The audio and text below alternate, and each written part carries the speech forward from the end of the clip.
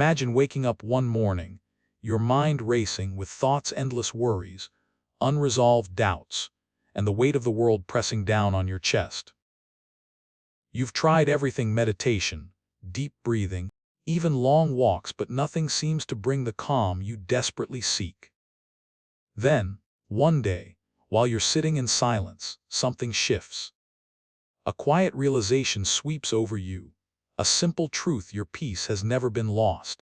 It has always been within you, waiting for you to stop fighting, stop searching, and simply let go.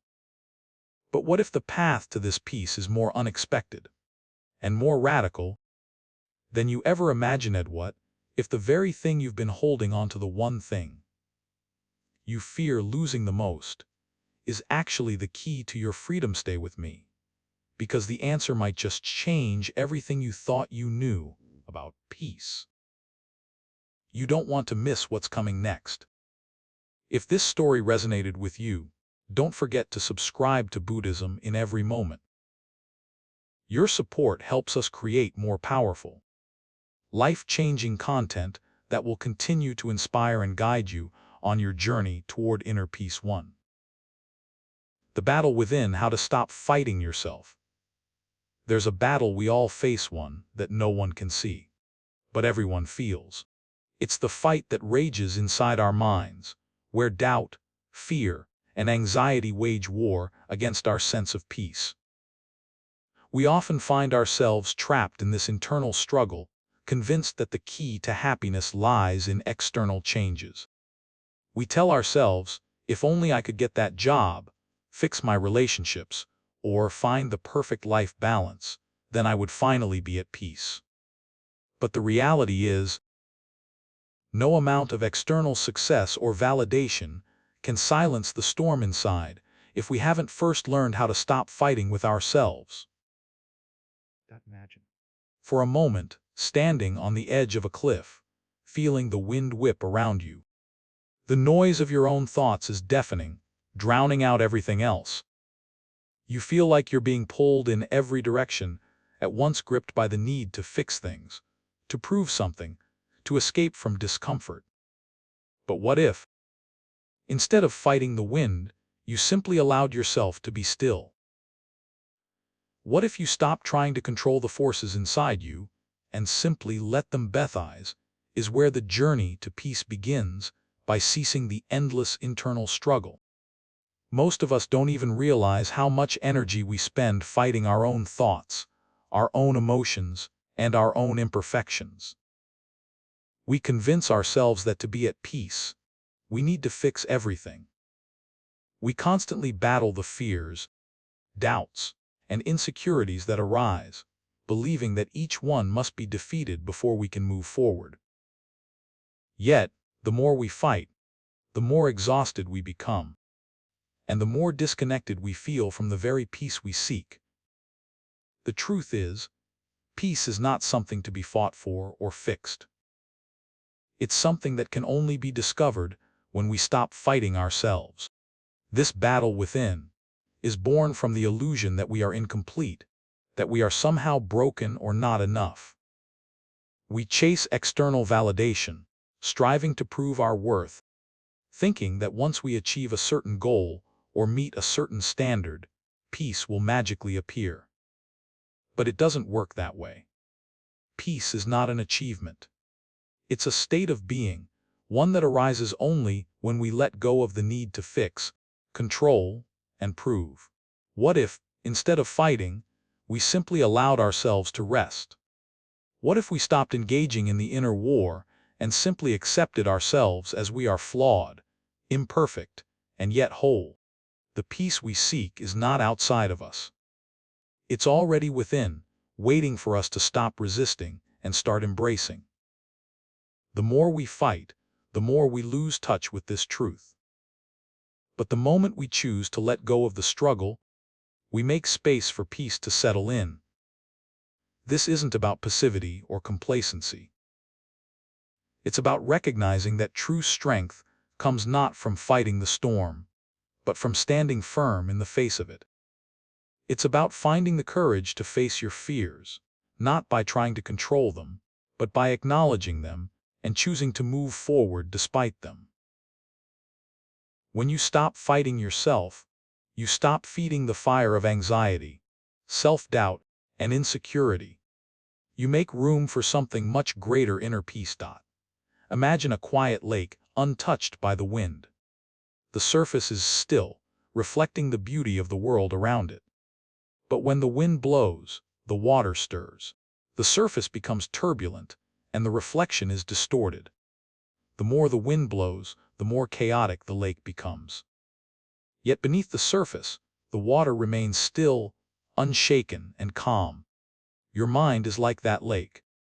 When you stop reacting to the winds of your thoughts, fears, and emotions, you will find a deep, unshakable stillness within. The battle within doesn't have to be fought. It can be surrendered. The moment you stop resisting, you open yourself up to a sense of peace that has always been there, waiting for you to discover it. Let go of the need to fight. Let go of the need to control. And in that release, you will find the peace you've been searching for all along. When you stop fighting yourself, you stop draining your energy on battles that were never yours to fight.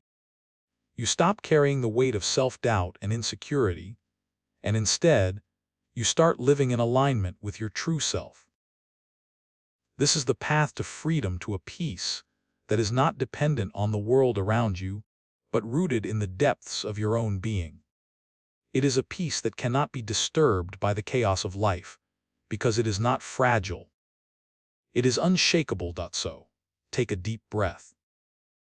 In this moment, give yourself permission to stop fighting. Allow the storm within you to pass without needing to control it. And in the stillness that remains, you will find the peace that has always been yours. Peace is not something to attain. It is something to allow. When you stop fighting, you stop suffering. And when you stop suffering, you step into the peace that is already within you. This is the first step on the journey to unshakable peace. It begins within. And when you stop fighting, everything changes.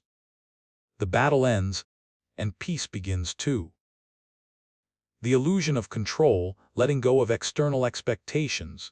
We are conditioned to believe that the key to peace lies in controlling the world around us. From the moment we wake up in the morning, we begin the delicate dance of trying to arrange everything just right to control our environment, our schedule, our relationships, even our thoughts. We think, if I can manage everything, everything will fall into place. And this illusion of control becomes the foundation upon which we build our lives.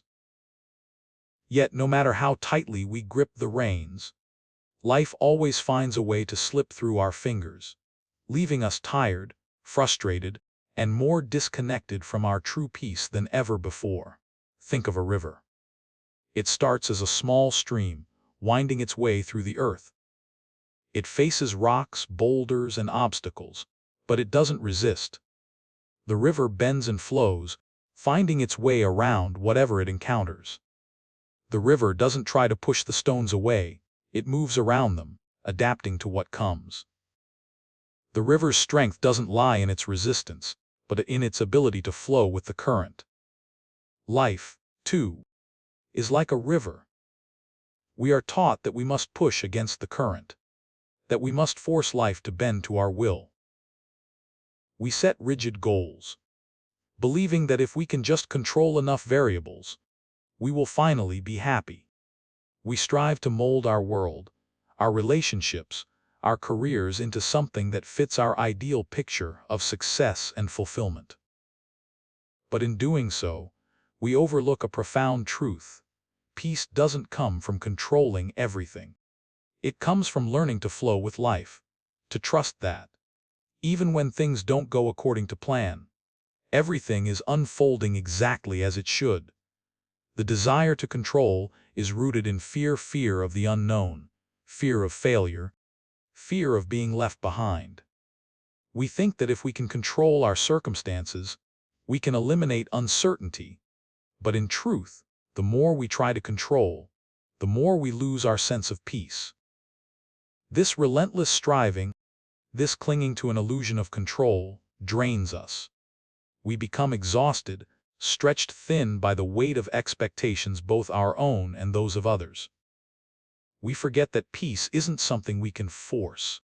It is something we allow. There's an art to letting go, a skill in releasing the need to control what lies beyond our reach. Letting go doesn't mean giving up. It means surrendering to the natural flow of life and trusting that we are always guided. The need to control arises from the belief that we are not enough as we are. We think that only by holding tight to our plans, our possessions, our image, can we secure our peace. But peace is not something we must hold on to. It is something that we allow to settle within us when we stop fighting against life's inevitable uncertainties.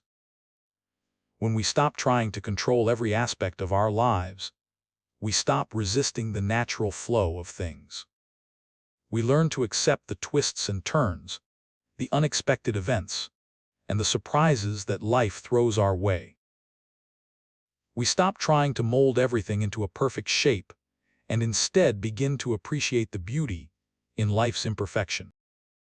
This is where true peace lies, not in the control we hold over our circumstances, but in the acceptance of them as they are. Think for a moment of a time when you tried desperately to make something happen, when you pushed and forced an outcome, only to find that the harder you tried, the further away your goal seemed. You may have felt frustration, anger, even hopelessness. But then, at some point, something changed. You let go. You surrendered to the moment. And in that moment of release, you found clarity. You found peace. It wasn't in forcing the outcome, it was in allowing it to unfold as it would. This is the essence of the Buddhist teaching. The path to peace is not through force, but through acceptance. When we stop demanding that life conform to our expectations, we open ourselves to the possibility of true freedom. We free ourselves from the constant pressure to control, and we begin to experience life as it is, unpredictable, imperfect, but ultimately beautiful in its imperfection. It is important to note that letting go does not mean being passive or indifferent. Letting go means trusting that, while we cannot control everything, we can control how we respond to what comes our way. It means choosing peace, choosing acceptance, even in the face of the unknown. When we stop trying to control everything, we discover that life has a way of working itself out, often in ways we could never have imagined. The universe has its own rhythm, its own flow, and when we align ourselves with it, we tap into a deep, unshakable peace that nothing can disturb. Imagine the freedom of living without the constant pressure of control. Picture yourself waking up in the morning without the burden of trying to control your day. Instead of making plans with an iron grip, you approach each moment with an open heart, ready to embrace whatever comes your way. You trust that everything, even the challenges, will serve your growth and lead you to exactly where you need to be. This freedom is not a fantasy. It is available to you, right now, if you are willing to let go of the illusion of control. The next time you find yourself overwhelmed by the need to control, take a deep breath. Pause for a moment. Release your grip and let the current of life guide you.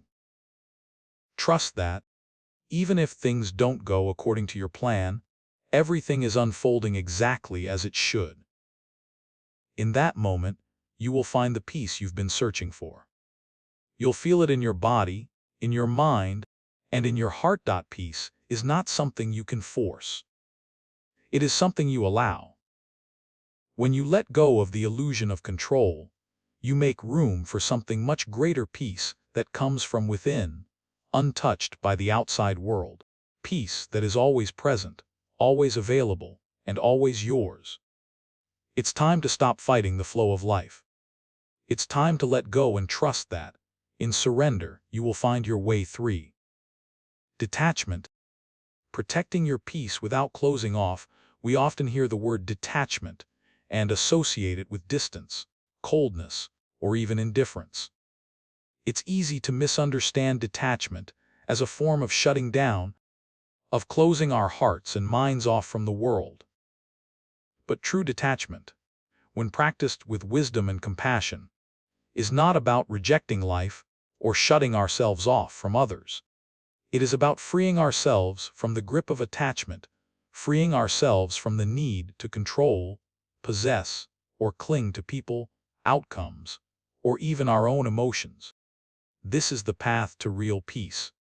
At the core of detachment is the understanding that nothing in life, whether it's a relationship, a success, or an object, can ever truly fulfill us if we depend on it for our happiness.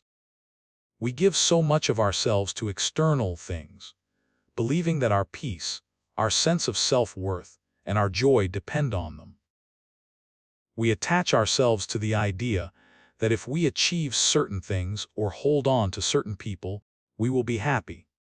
But in doing so, we become bound.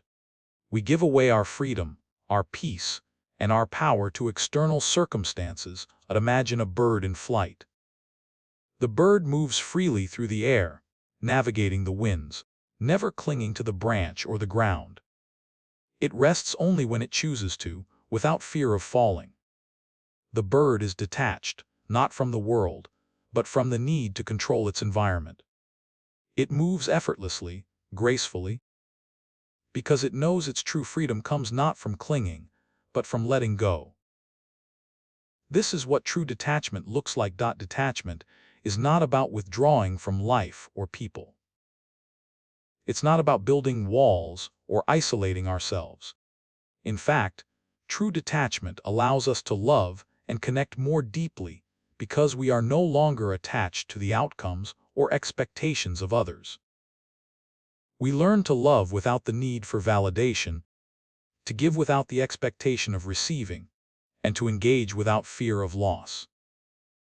It's a profound shift that transforms the way we experience life and relationships. When we practice detachment, we create space for others to be who they truly are, without the pressure of our expectations weighing on them. We stop trying to shape people and situations to fit our desires, and instead, we accept them as they are. This does not mean we stop caring. It means we care without attachment to the outcome. We learn to love without needing to possess. We give without expecting anything in return. Think about the times when you have clung to someone or something, when your happiness was dependent on their presence, their actions, or their approval. In those moments, how did you feel? Did your attachment bring you peace, or did it bring you anxiety, fear, and disappointment when things didn't go as you expected? True peace comes when we stop seeking to control or hold on to what is fleeting. It comes when we release the need to be attached to outcomes, when we stop defining our worth by what we have or who is around us. In practicing detachment, we begin to realize that our peace doesn't come from others or from circumstances. It comes from within.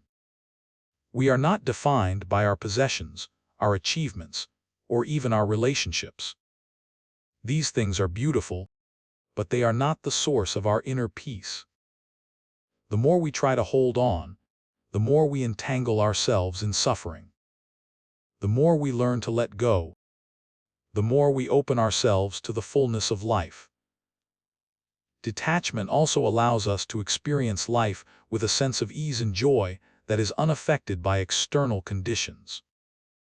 When we release the need to control, we create space for flow. We stop trying to force things into place and instead allow them to unfold naturally. It's like standing at the edge of a river and letting the current carry you. There's no need to paddle against the current to fight the flow. Instead, we trust that the river knows its way, and so do we. This doesn't mean we live passively or without effort. It means we no longer exhaust ourselves by trying to control things we cannot change. We focus on what we can control: our thoughts, our responses, and our actions, while releasing the need to control everything else. It's in this release that we find true strength. We no longer need to fight the world, because we understand that we are not at the mercy of it. Our peace is within, and no external force can take that away. In relationships, detachment doesn't mean we stop loving or caring for others. It means we stop trying to change them to meet our needs. It means we accept them as they are, free of expectations. We love them, but we do not possess them.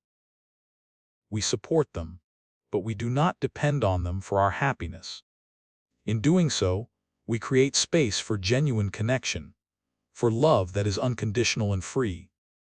When we detach, we stop living for the approval of others. We stop seeking validation from external sources. We stop letting the judgments and opinions of others dictate how we feel about ourselves. We realize that our worth is inherent and unshakable. No person, no opinion, no situation can define us. We are enough, just as we are. The key to detachment lies in understanding that nothing is permanent. People come and go. Circumstances change. We are constantly in flux, and the things we attach ourselves to will eventually change, fade, or disappear. The more we attach ourselves to these temporary things, the more we invite suffering into our lives.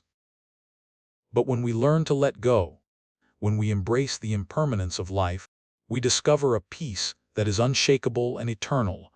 Imagine standing in the middle of a storm. The wind howls, the rain pours down, and the world around you is chaotic. But you stand firm, unshaken, because you know the storm will pass. You know that beneath the clouds, the sky is always clear. This is the power of detachment. The storms of life may come, but they cannot shake your inner peace. You stand firm in the knowledge that you are not the storm. You are the sky. Detachment is not about escaping life. It's about embracing it fully, without fear, without attachment. It's about finding freedom in the present moment, trusting that, no matter what happens, you will remain rooted in your peace. This peace is yours to keep, and nothing can take it away. When you let go of attachment, you open yourself to a life that is truly free, truly alive, and truly at peace. So, let go. Release your grip on the things that weigh you down. Let go of the need to control. Let go of the fear of loss. And in that release, you will find the peace that has always been waiting for you. Peace is not something to attain. It is something to allow. Let go, and you will discover a freedom beyond measure. 4. The power of silent awareness, observing thoughts without judging. There's a quiet power in stillness that we too often overlook. In a world that never stops moving, where distractions are constant, and noise fills every corner of our lives, it can be incredibly difficult to find true peace. We are trained to react quickly, to fill every silence, to avoid discomfort. But the deepest peace lies not in avoiding or suppressing our thoughts, but in observing them with awareness, without judgment. Think of your mind as a vast sky, and your thoughts are like clouds passing by. The clouds come in different shapes and sizes, some dark and heavy, others light and fluffy. Some storm in quickly, while others drift lazily. But no matter how many clouds there are, the sky remains constant, vast, and unaffected. Your mind is like this sky, and your thoughts are like the clouds. The key to peace is learning to observe these clouds, these thoughts, without allowing them to define who you are. We often believe that we are our thoughts. When a thought arises, whether it's about the past, the future, or some judgment about ourselves or others, we tend to latch onto it. We start to identify with it, shape our emotions around it, and allow it to control our actions. But in doing so, we lose our true nature. We become entangled in the web of our thoughts, caught up in the illusion that they are who we are. In reality, we are not our thoughts. We are the awareness in which those thoughts arise. Silent awareness is the practice of stepping back and watching the thoughts come and go without becoming attached to them. It's a practice of noticing, simply noticing what is happening in your mind without getting involved. This is where the power lies. When you stop reacting to every thought, when you stop identifying with every emotion, you create a space of peace, a space of clarity. You begin to see your thoughts for what they are, fleeting mental formations that have no permanent hold over you.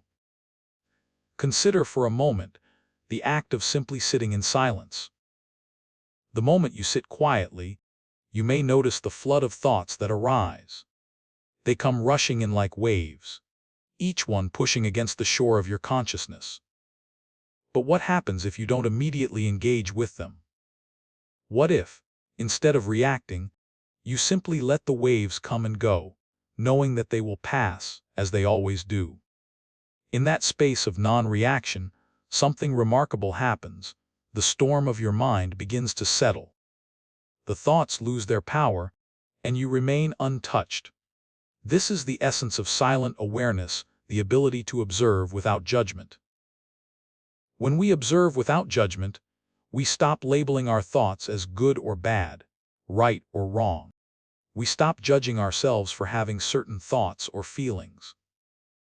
This is crucial because judgment only creates more mental noise. We judge ourselves for not being perfect, for having doubts, for feeling anxious, and in doing so, we make the thoughts stronger. The more we resist them, the more power we give them. But when we stop judging our thoughts and simply let them be, we release their grip on us. We allow ourselves to experience life without the constant filter of judgment. We stop trying to control what we think, and instead, we begin to simply observe it all. This is where true freedom lies. In the space of non-attachment to our thoughts, we find clarity. We find peace. To observe without judgment means to be compassionate with yourself. It means accepting whatever arises in your mind without the need to fix or change it. Thoughts of fear, doubt, anger, or frustration will come, but they are not you. They are temporary, like clouds passing across the sky. You are the sky. The sky does not resist the clouds, it simply allows them to pass through. And when the clouds are gone, the sky remains clear and vast. This practice is not about suppressing thoughts or emotions. It is about acknowledging them without giving them control over your actions. It's about being present with whatever arises, without trying to change it. When you let go of the need to judge or control your thoughts, you create a space for them to dissolve on their own. They lose their power, and you reclaim your peace. The beauty of silent awareness is that it allows you to fully experience each moment without being overwhelmed by it. It gives you the ability to be present with life, without being carried away by the currents of your thoughts. In this space, you are free. You are free from the tyranny of your mind, free from the need to analyze every thought or feeling. You are simply present, and in that presence, you find peace. There is a profound stillness that exists beneath the surface of our busy minds. This stillness is always there, waiting for us to recognize it. It is the space where clarity arises, where wisdom is born, and where true peace resides. When we practice silent awareness, we tap into this stillness. We let go of the noise, the distractions, and the judgments, and we connect with the quiet power that lies within us. Think of the times in your life when you have been completely present, when you weren't caught up in your thoughts, when you weren't analyzing or judging, but simply being. Perhaps it was in a moment of nature, or during a conversation, or while doing something you love. In those moments, didn't you feel a sense of peace, of clarity, of connection to something greater? That is the power of silent awareness. It is always available to us, if we choose to stop and simply observe.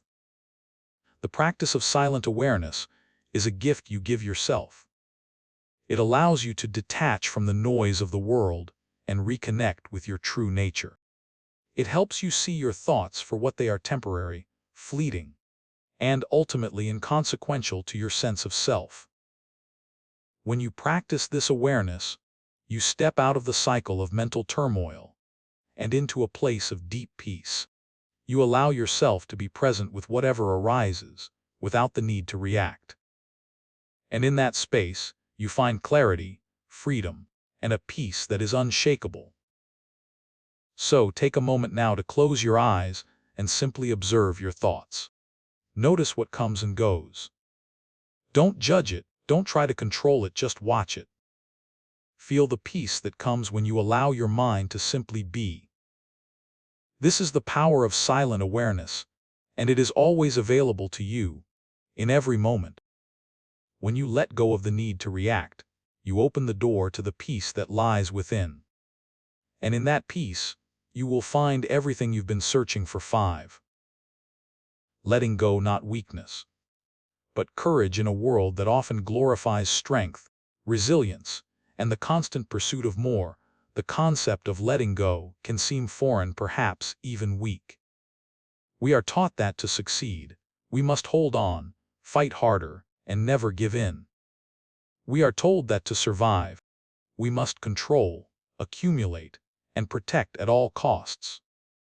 But what if the true path to strength, peace, and fulfillment lies not in holding on, but in the quiet courage to release? Letting go is often mistaken for weakness, as if it's a surrender to the forces outside of our control. But in truth, letting go is an act of profound strength. It is the courage to face life's uncertainties without clinging, to embrace the ebb and flow of the universe without fearing what we may lose.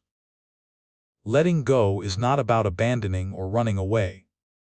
It is about releasing the illusion that we have to hold everything together, that we have to control the outcome of every situation.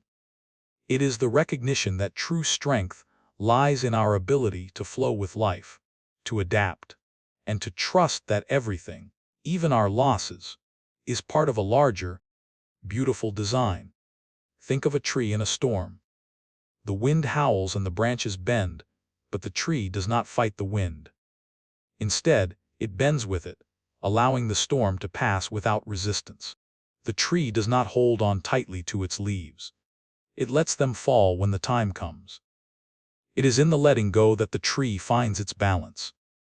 It survives not by resisting the storm, but by surrendering to its forces.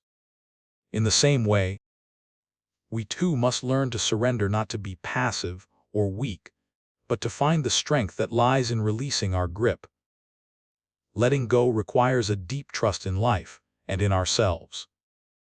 It requires the courage to step into the unknown, to release our attachment to outcomes, and to embrace the freedom that comes with surrender. We are not meant to control every part of our lives. The idea that we must manage everything is a burden that exhausts us. It creates tension, stress, and a never-ending cycle of dissatisfaction. We push, we strive, and we chase, thinking that we must control everything to be safe, to be happy. But what we often overlook is that the very act of holding on, of grasping tightly to what we think we need, keeps us from experiencing the peace and joy that are already available to us. Letting go is not a one-time act. It is a continuous practice, a choice we make moment by moment. It's the decision to release the need for perfection, the need to control, and the need for approval. It's the ability to accept ourselves as we are, with all our imperfections and flaws, knowing that our worth is inherent, not dependent on the approval of others or on our achievements. When we let go, we stop defining ourselves by what we have or what we've accomplished. We stop tying our happiness to external circumstances and start finding it within ourselves. This act of letting go extends beyond possessions or achievements. It also applies to our relationships, our fears, and our expectations. So much of our suffering comes from the attachment to people, to the belief that others are the key to our happiness, or that we must hold on to them tightly in order to feel secure. But when we cling too tightly, we strangle the very thing we seek to protect. We suffocate our relationships, our joy, and our peace. True love, true connection, does not come from control. It comes from acceptance, from allowing others to be who they are, without the need to change or possess them. Similarly, we hold on to our fears, believing that, by holding on to them, we can protect ourselves.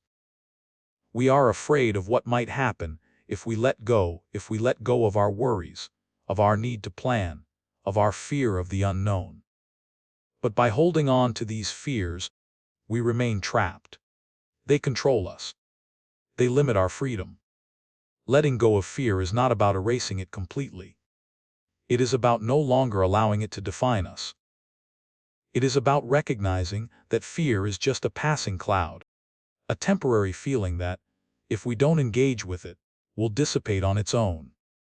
The courage to let go is often most needed when we face loss. Loss of a job, a relationship, a dream. We fight against the pain of letting go, thinking that by holding on to the past, we can keep it alive. But the truth is, nothing in life is permanent. Everything is in constant flux. When we let go, we free ourselves from the past and open ourselves to the future. We allow ourselves to heal, to grow, and to move forward with the wisdom that comes from surrendering to life's flow. Letting go is not about giving up. It's about embracing the truth that we are not defined by our possessions, our achievements, or our past. We are free to create, to grow, and to live fully in the present moment. By letting go of the need to control, we discover the peace that is always within us. It is not something we need to earn or fight for. It is a state of being that arises when we stop resisting, when we stop clinging, and when we simply allow life to be as it is. The path to peace is not through force or control. It is through surrender. It is the act of letting go that allows us to discover our true strength, our true power. When we let go, we find freedom. Freedom from the need to prove ourselves, freedom from the fear of loss, and freedom from the illusion that we must control everything in our lives. It is in this freedom that we find peace that is unshakable, unbreakable, and eternal. So, take a moment to ask yourself, what are you holding on to? What are you afraid to let go of? What in your life is draining your energy, your peace, and your joy? Now, imagine what it would feel like to release it, to let go of the burden, the fear, the expectation. Feel the lightness that comes with this release. Feel the freedom that arises when you stop fighting, when you stop controlling, and when you simply surrender to life. In that surrender, you will find the peace you've been seeking all along. 6. The invisible chains of people-pleasing, breaking free from an early age. We are often taught the importance of making others happy, of being agreeable, and of avoiding conflict at all costs. This ingrained desire to please, to gain approval, becomes so natural that it's easy to forget how much of our energy and peace we sacrifice in the process. People-pleasing can feel like an act of kindness, a way to show love and compassion to others. But underneath it, it is driven by fear. Fear of rejection.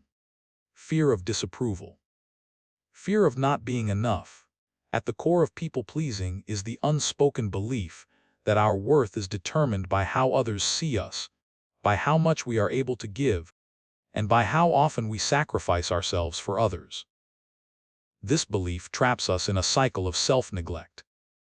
We begin to prioritize the needs, desires, and expectations of others over our own, losing touch with who we truly are in the process. Over time, this sacrifice of self becomes an invisible chain, binding us to the opinions and desires of others, and gradually, the joy and peace we once had become a distant memory. The problem with people-pleasing is that it never ends. No matter how much we give, no matter how many compromises we make, it is never enough. There will always be someone with new expectations, a new demand, or a new way we can improve ourselves to fit their ideal. We think that by meeting these demands, we will finally be loved, respected, or appreciated. But in reality, the more we bend and contort ourselves to please others, the more we lose our authenticity, and the deeper we fall into the trap of seeking external validation. This cycle is exhausting. It drains us physically, mentally, and emotionally. We give and give, often to the point of depletion, but when we look inward, we find nothing but emptiness. Our peace is compromised. Our sense of self-worth becomes tied to the approval of others, and as a result, we are never truly at peace. We are constantly in a state of waiting for someone's approval, waiting for a compliment, waiting for validation to confirm that we are enough. The key to breaking free from this cycle is understanding that our worth is not determined by others. It is inherent. Our value does not come from how much we give or how much we sacrifice for others. It comes from the simple truth that we are enough as we are. People-pleasing is a form of self-rejection. It is an attempt to earn love and respect by sacrificing our true selves. But in doing so, we give away our peace, our energy, and our authenticity. True love and connection come from a place of self-respect, not self-sacrifice. When we love ourselves first, we set healthy boundaries, and we stop seeking validation from others. We learn to say no when necessary, not out of fear, but out of respect for our own well-being. We stop molding ourselves to fit others' expectations, and instead allow ourselves to be who we truly are, free from the burden of needing approval. This is where true peace begins. Breaking free from people-pleasing requires courage. It requires the courage to face our fear of rejection, and the courage to stand in our truth, even when it's uncomfortable. It means learning to trust that the people who truly care about us will love us for who we are, not for how much we can give or how much we can change to meet their needs. It means accepting that it's okay to disappoint others because we are not responsible for their happiness, only our own. Imagine what it would feel like to live a life where you no longer sought approval from others. Imagine waking up every day knowing that your worth is not tied to someone else's opinion of you, but to the love and acceptance you give yourself. Imagine a life where you can say no without guilt, where you can prioritize your needs without feeling selfish, and where you can be fully present in your relationships without the constant anxiety of wondering if you're doing enough. This is the freedom that comes with breaking free from people-pleasing. It's important to understand that breaking free doesn't mean abandoning others or becoming indifferent to their needs. It means learning to love them from a place of wholeness, not from a place of sacrifice. It means giving without losing ourselves. It means saying yes because we genuinely want to, not because we're afraid of disappointing someone. In this way, our relationships become healthier, more authentic, and more fulfilling, because they are no longer based on false sacrifices or unspoken expectations. The journey to breaking free from people-pleasing starts with small steps. It starts with recognizing the invisible chains that bind us and understanding that we are not beholden to anyone's opinion but our own. It starts with learning to set boundaries, to say no when necessary, and to prioritize our own well-being. It starts with embracing the uncomfortable truth that we do not need to please anyone to be loved.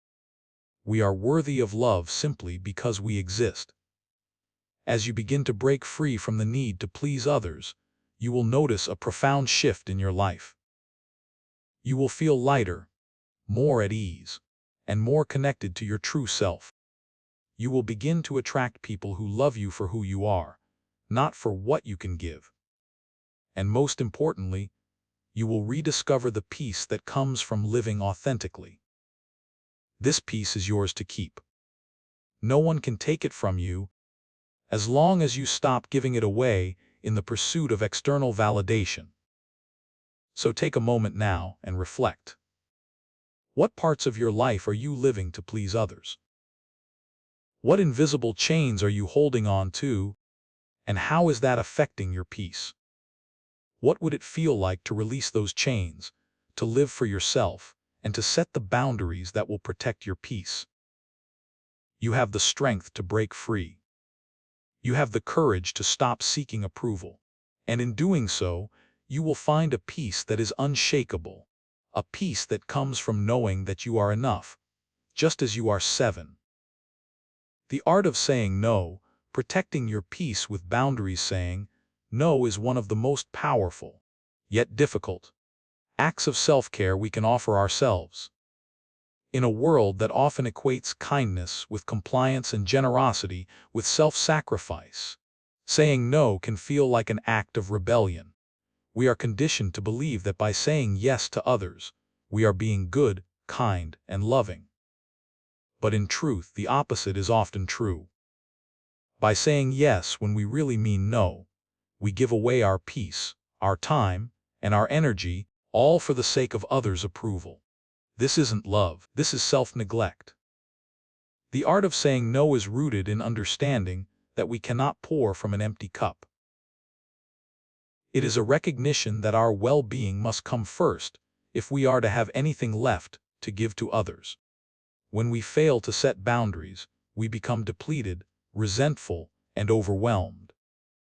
We may believe that by saying yes, we are helping others, but in reality, we are simply building up a reservoir of frustration and fatigue within ourselves.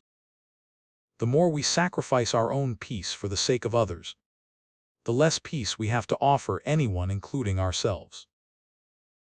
Imagine for a moment what your life would look like if you learned to say no without guilt.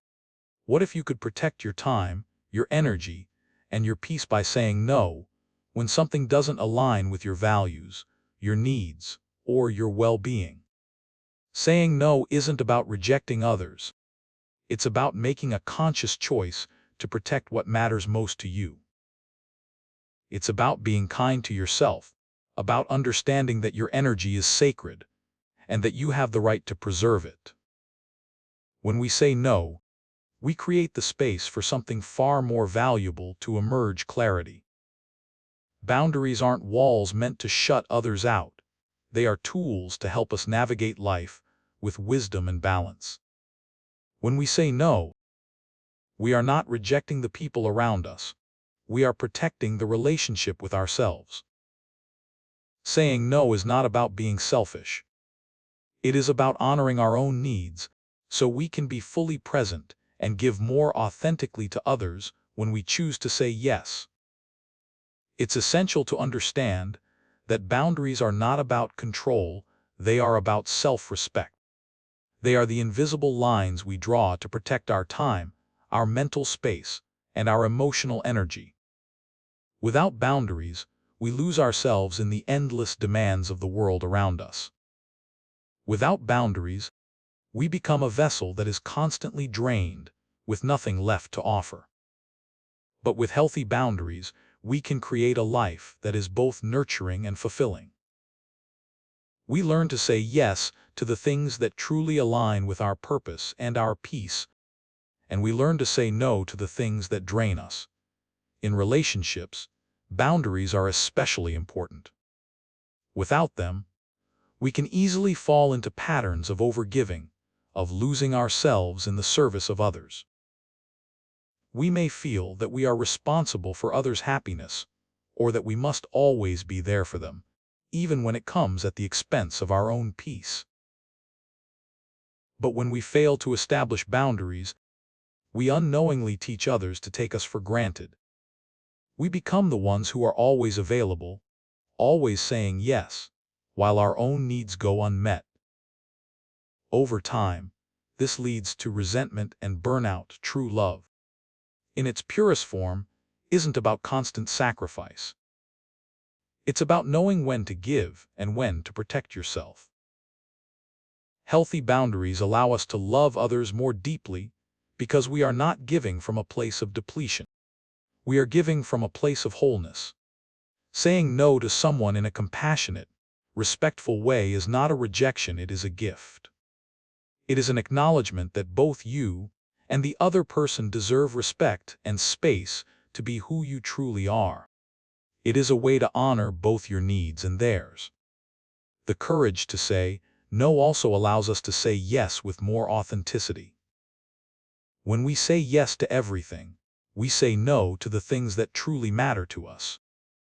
But when we begin to say no to the things that drain us, we create room for the things that align with our purpose, our values, and our passions. Saying no becomes a form of liberation because it frees us to say yes to the things that nourish our soul, that inspire us, and that bring us joy. Saying no is an act of self-respect. It is a declaration that we are worthy of our own care, attention, and time. It is a choice to stop being a people pleaser and start being a peacekeeper. It is about protecting the life we've worked so hard to build, about creating the space to breathe, to heal, and to grow. The more we practice this art of saying no, the more we begin to cultivate a life that is aligned with our truest self. A life that is not shaped by others' expectations, but by our own desires and needs. If saying no feels uncomfortable, it's likely because we've been conditioned to believe that it's wrong or selfish. But the truth is, we are doing ourselves and others a disservice when we fail to set boundaries. When we say yes out of obligation rather than desire, we create a cycle of resentment, burnout, and frustration. But when we say no with clarity and kindness, we create a foundation of mutual respect, understanding, and balance. There will always be moments when we feel the pull to say yes, to overextend ourselves, to please others. But in those moments, we must remember that our peace is non-negotiable. We must honor our own needs and trust that the right opportunities will come when we create space for them. Saying no is not a rejection of life, it is an affirmation of our own worth. It is a commitment to living a life that is true to who we are, not who others expect us to be. So, take a moment to reflect. What do you need to say no to? What are you holding on to out of obligation or fear? What would your life look like if you started saying no to the things that drain you and yes to the things that nourish you? Saying no is not the end of your kindness or your generosity. It is the beginning of a life where you can give from a place of abundance, not scarcity. It is the beginning of a life where you are free to be yourself, fully and authentically. And in that freedom, you will find the peace that you have been searching for. The power of silence, why you don't have to defend yourself in a world that values expression, action, and constant communication. Silence is often misunderstood. We are taught to justify, to explain, to defend. We are led to believe that if we don't speak up, if we don't fight for ourselves, we will be misunderstood, overlooked, or even dismissed. But there is a powerful truth that many overlook: silence can be more powerful than words. There is strength in not defending yourself, in allowing others' words to pass over you without engaging in the endless struggle for validation or approval. Think of a candle flame in a still room. When the air is calm, the flame burns steady and strong. But when the wind blows, the flame flickers, falters, and often dies. Now, imagine the candle in a room where no wind disturbs it. The flame stands firm, glowing brightly and unwavering. This is the power of silence. When you stop defending yourself, you allow your light to burn more brightly. You remain steady and unmoved by the winds of criticism, judgment, or misunderstanding. Defending yourself constantly is exhausting. It's like trying to fill a bucket with holes. No matter how much you argue, explain, or justify, the emptiness persists. The more you defend, the more you become entangled in the conflict.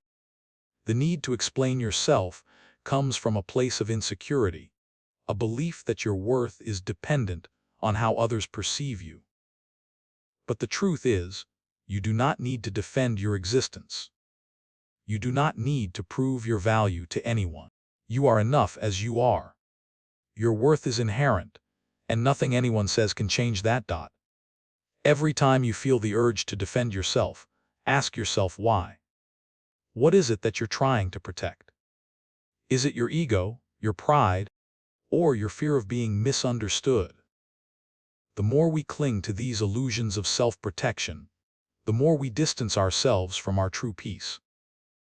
When we stop defending ourselves, we stop feeding the very insecurities that drive the need for validation. We stop trying to prove that we are worthy. Instead, we stand firm in the knowing that our worth is already established, without any need for external confirmation. Defending yourself is not about standing up for what's right. It's about needing others to see you in a certain light, needing them to approve, to validate your experience. But when you stop defending, you create space for the truth to stand on its own. You no longer need to explain your actions or justify your decisions, because you know that the truth is self-evident. You no longer need to prove that you are deserving of respect, because you already know that you are. The silence you offer in these moments becomes the loudest declaration of all. Imagine being in a conversation where someone criticizes you. The natural instinct may be to fight back, to argue, to defend your position. But what if, instead, you chose silence? What if you allowed the words to pass through you without reacting? What would happen if you let the conversation unfold without needing to win, without needing to be right? The silence would speak volumes. It would say, I do not need to engage in this battle. My peace is not for sale. This is the power of choosing not to defend yourself. It is the power of letting go, of surrendering the need for approval, and of standing firm in the calm that comes when we are at peace with who we are. In relationships, the need to defend ourselves often arises from a desire to be understood. We fear that if we don't explain ourselves, the other person won't see us clearly, won't understand our intentions.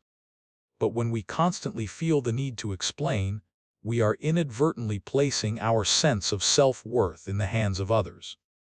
We are giving them the power to define us. When we stop defending ourselves, we reclaim that power. We allow others to see us as we truly are, without needing to shape their perception through words or justifications. This does not mean that we allow ourselves to be mistreated or disrespected. Boundaries are important, and sometimes we need to speak up to protect our peace. But the key difference is that when we stop defending, we stop trying to control how others see us. We stop relying on external validation to affirm our worth. We stand tall in our truth, knowing that we are enough, even if others don't understand or agree with us. The act of not defending yourself is an act of profound courage. It is the courage to stand in your truth without the need to explain it to anyone. It is the courage to allow others to form their own opinions without feeling responsible for their perceptions. It is the courage to let go of the need to be right, to let go of the need for approval, and to trust that your worth is not determined by others' opinions. When we stop defending ourselves, we open the door to true freedom. We stop living for the approval of others and start living for ourselves. We stop fighting against the world and start embracing it, knowing that we are enough as we are. This freedom comes from understanding that we are not defined by the judgments of others. We are not defined by the need to be understood.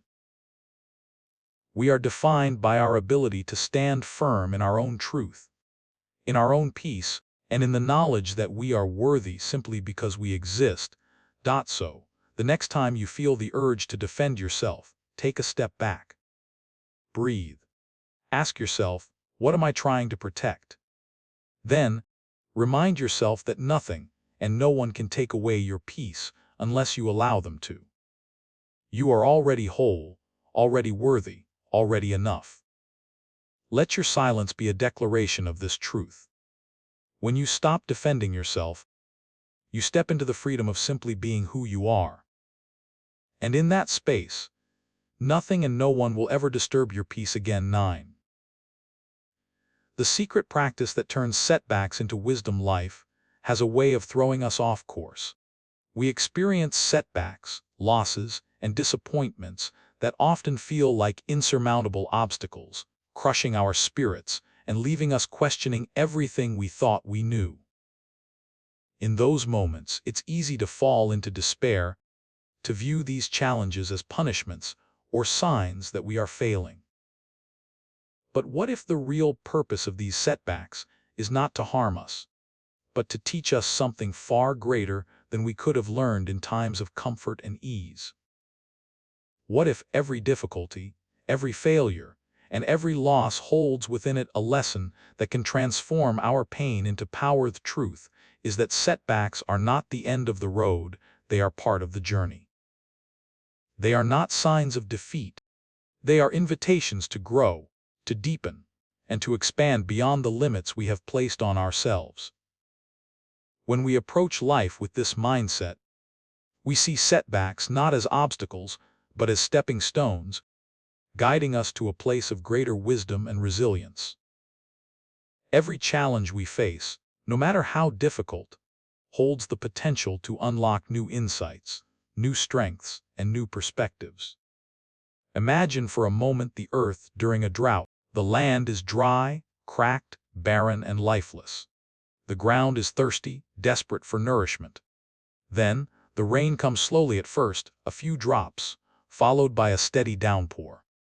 What seemed harsh at first, what appeared to be an unwelcome force, is exactly what the land needed. The rain seeps deep into the soil, nourishing the roots, and bringing life back to the earth. Without the drought, the land would not have been ready for the rain. Without the dry season, the soil would not have been prepared to absorb the nourishment it desperately needed. In the same way, our setbacks prepare us to receive the wisdom that is waiting for us. The pain we experience softens us, makes us more compassionate, and allows us to grow in ways that would have been impossible without the challenges. This is the secret practice that turns setbacks into wisdom, seeing the potential in every difficulty, in every struggle. It is the ability to look at life's challenges and say, what can I learn from this? How can I grow from this experience? When we approach setbacks with this mindset, we no longer see ourselves as victims of circumstances. Instead, we see ourselves as active participants in our own growth. We realize that every hardship is an opportunity for transformation. It's not about avoiding pain or trying to eliminate suffering. It's about accepting that pain is a part of life, and in that acceptance, finding the strength to move forward, wiser and more capable than before. Consider the moments in your life when you faced difficulty. Perhaps you lost something important, experienced failure, or were faced with a challenge that seemed impossible to overcome. In those moments, it's natural to feel overwhelmed, to question why this is happening, or to wonder if you'll ever come out on the other side. But as time passes, you may look back and realize that those experiences taught you something invaluable. Maybe they taught you patience, humility, or resilience. Maybe they showed you a side of yourself that you never knew existed. Maybe they opened your heart in ways that nothing else could have. The setbacks that once seemed like punishments were actually shaping you into the person you were always meant to become. The key to transforming setbacks into wisdom is not in fighting the pain, but in embracing it. It's about allowing yourself to feel the discomfort without letting it define you. It's about acknowledging that, while you can't control everything that happens to you, you can control how you respond. You can choose to respond with strength, with grace, and with the belief that every experience, no matter how painful, is an opportunity for growth. When you do this, setbacks cease to be burdens. They become the soil in which your wisdom, resilience, and compassion take root. It's important to understand that setbacks don't happen to us, they happen for us. Life is not out to get us, but to teach us. Each challenge we face is an opportunity to build the muscles of patience, determination, and understanding. These qualities don't develop when life is easy, they are forged in the fire of adversity. Just as a diamond is formed under pressure, so too is our strength and wisdom honed through the difficulties we encounter. The setbacks we face are the training ground for our inner power. They push us to dig deeper, to reach higher, and to become more than we ever thought we could be. When we embrace setbacks as opportunities for growth, we stop seeing ourselves as powerless. We stop seeing ourselves as victims of circumstances. We see ourselves as warriors on a journey, each challenge we face strengthening us, shaping us, and preparing us for the next chapter of our lives. Life is not about avoiding obstacles. It's about learning to navigate them with grace, to rise after every fall, and to keep moving forward, no matter how many setbacks we encounter. Reflect on a setback in your life that, at the time, seemed like the end of the road. How did it feel? What thoughts did it trigger? And now, with the benefit of hindsight, what have you learned from that experience? How has it shaped you? When you look at it through the lens of wisdom, you may begin to see that what felt like a setback was actually a step forward. It was the universe's way of teaching you something you needed to learn in order to move closer to your true self. This shift in perspective is the secret practice that turns setbacks into wisdom. It's the practice of seeing the opportunity within the adversity, the lesson hidden within the struggle. It's the practice of choosing to rise every time we fall, of choosing to grow every time we face a challenge. It's the practice of trusting that even in our darkest moments, there is something to be gained, a lesson to be learned, a strength to be built, and a wisdom to be uncovered. So, the next time you face a setback, remember this: it is not here to break you. It is here to make you stronger, to help you evolve, to bring you closer to your true power. Embrace it. Learn from it. Let it transform you. For in every setback, there is an opportunity to grow, and in that growth, there is the peace, the wisdom, and the strength that will carry you forward on your journey. 10. How stillness reveals the path forward in a world that constantly urges us to move, to act, to chase. It's easy to forget the power of stillness. We are conditioned to believe that action is the path to success and fulfillment. We are taught that in order to find our way, we must push forward with relentless speed and energy. Yet, in the stillness, in the quiet moments when we stop trying to force things, lies the very clarity we seek. It's counterintuitive, isn't it? We've been raised to believe that to move forward, we must be active, busy, and productive. But when we are in a state of constant motion, our minds become cluttered with noise, and our hearts become clouded with fear, doubt, and impatience. We begin to lose sight of our true path because we are too focused on the next step, too preoccupied with what's ahead to simply be present. We rush through life, believing that speed and action will lead us to where we need to go. Yet in doing so, we overlook the one thing that can truly guide us: stillness. Stillness isn't inactivity, it's the space where clarity is born. It's the place where we reconnect with our inner truth, where we find the answers that have always been within us, waiting to be heard. When we stop the endless pursuit of more, when we stop rushing toward a future that has not yet arrived, we make room for the present moment to speak to us. In that space, the fog begins to lift, and the path forward reveals itself with quiet certainty. Think of a misty morning. The fog is thick, the path is unclear, and you can't see the way forward. If you try to rush, if you try to force your way through the mist, you risk stumbling, losing your balance, or heading in the wrong direction. But if you stop, if you pause and breathe, the fog slowly begins to clear. The path that once seemed hidden is now visible. The journey forward becomes clear, not because you forced it, but because you allowed the stillness to do its work. Life is like this. When we are caught up in the noise of our thoughts, in the pressure of our goals and expectations, we can't see the next step. We are too caught up in the rush, too focused on the destination, to notice the subtle guidance that surrounds us. But when we allow ourselves to be still, when we stop trying to force life into a particular mold, we create the space for clarity to emerge.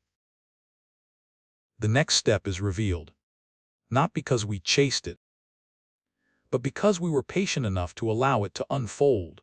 In the stillness, we begin to hear the quiet voice of intuition.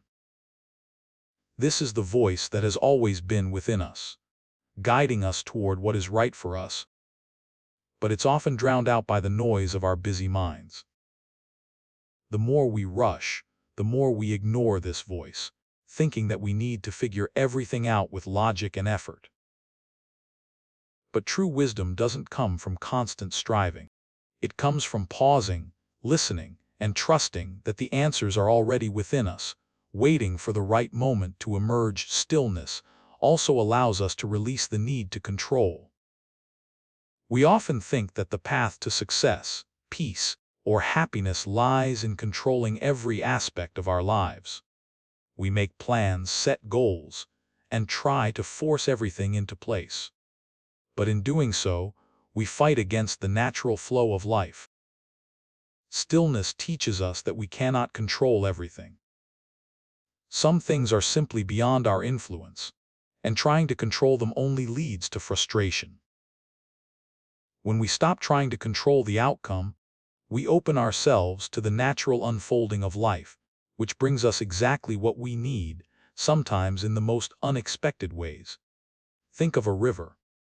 It flows with ease, moving around rocks, branches, and obstacles. It doesn't try to force its way through, it simply flows.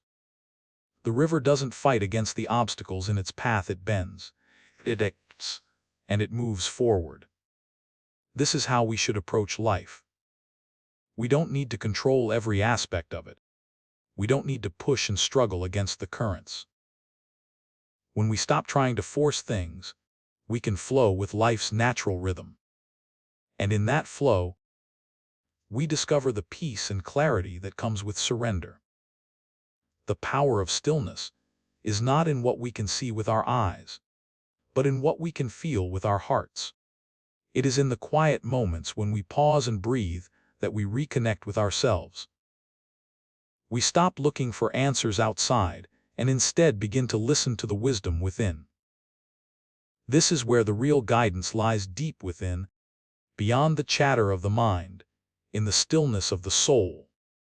When you take time to be still, you give yourself the space to hear your own thoughts, to understand your true desires, and to reconnect with what really matters.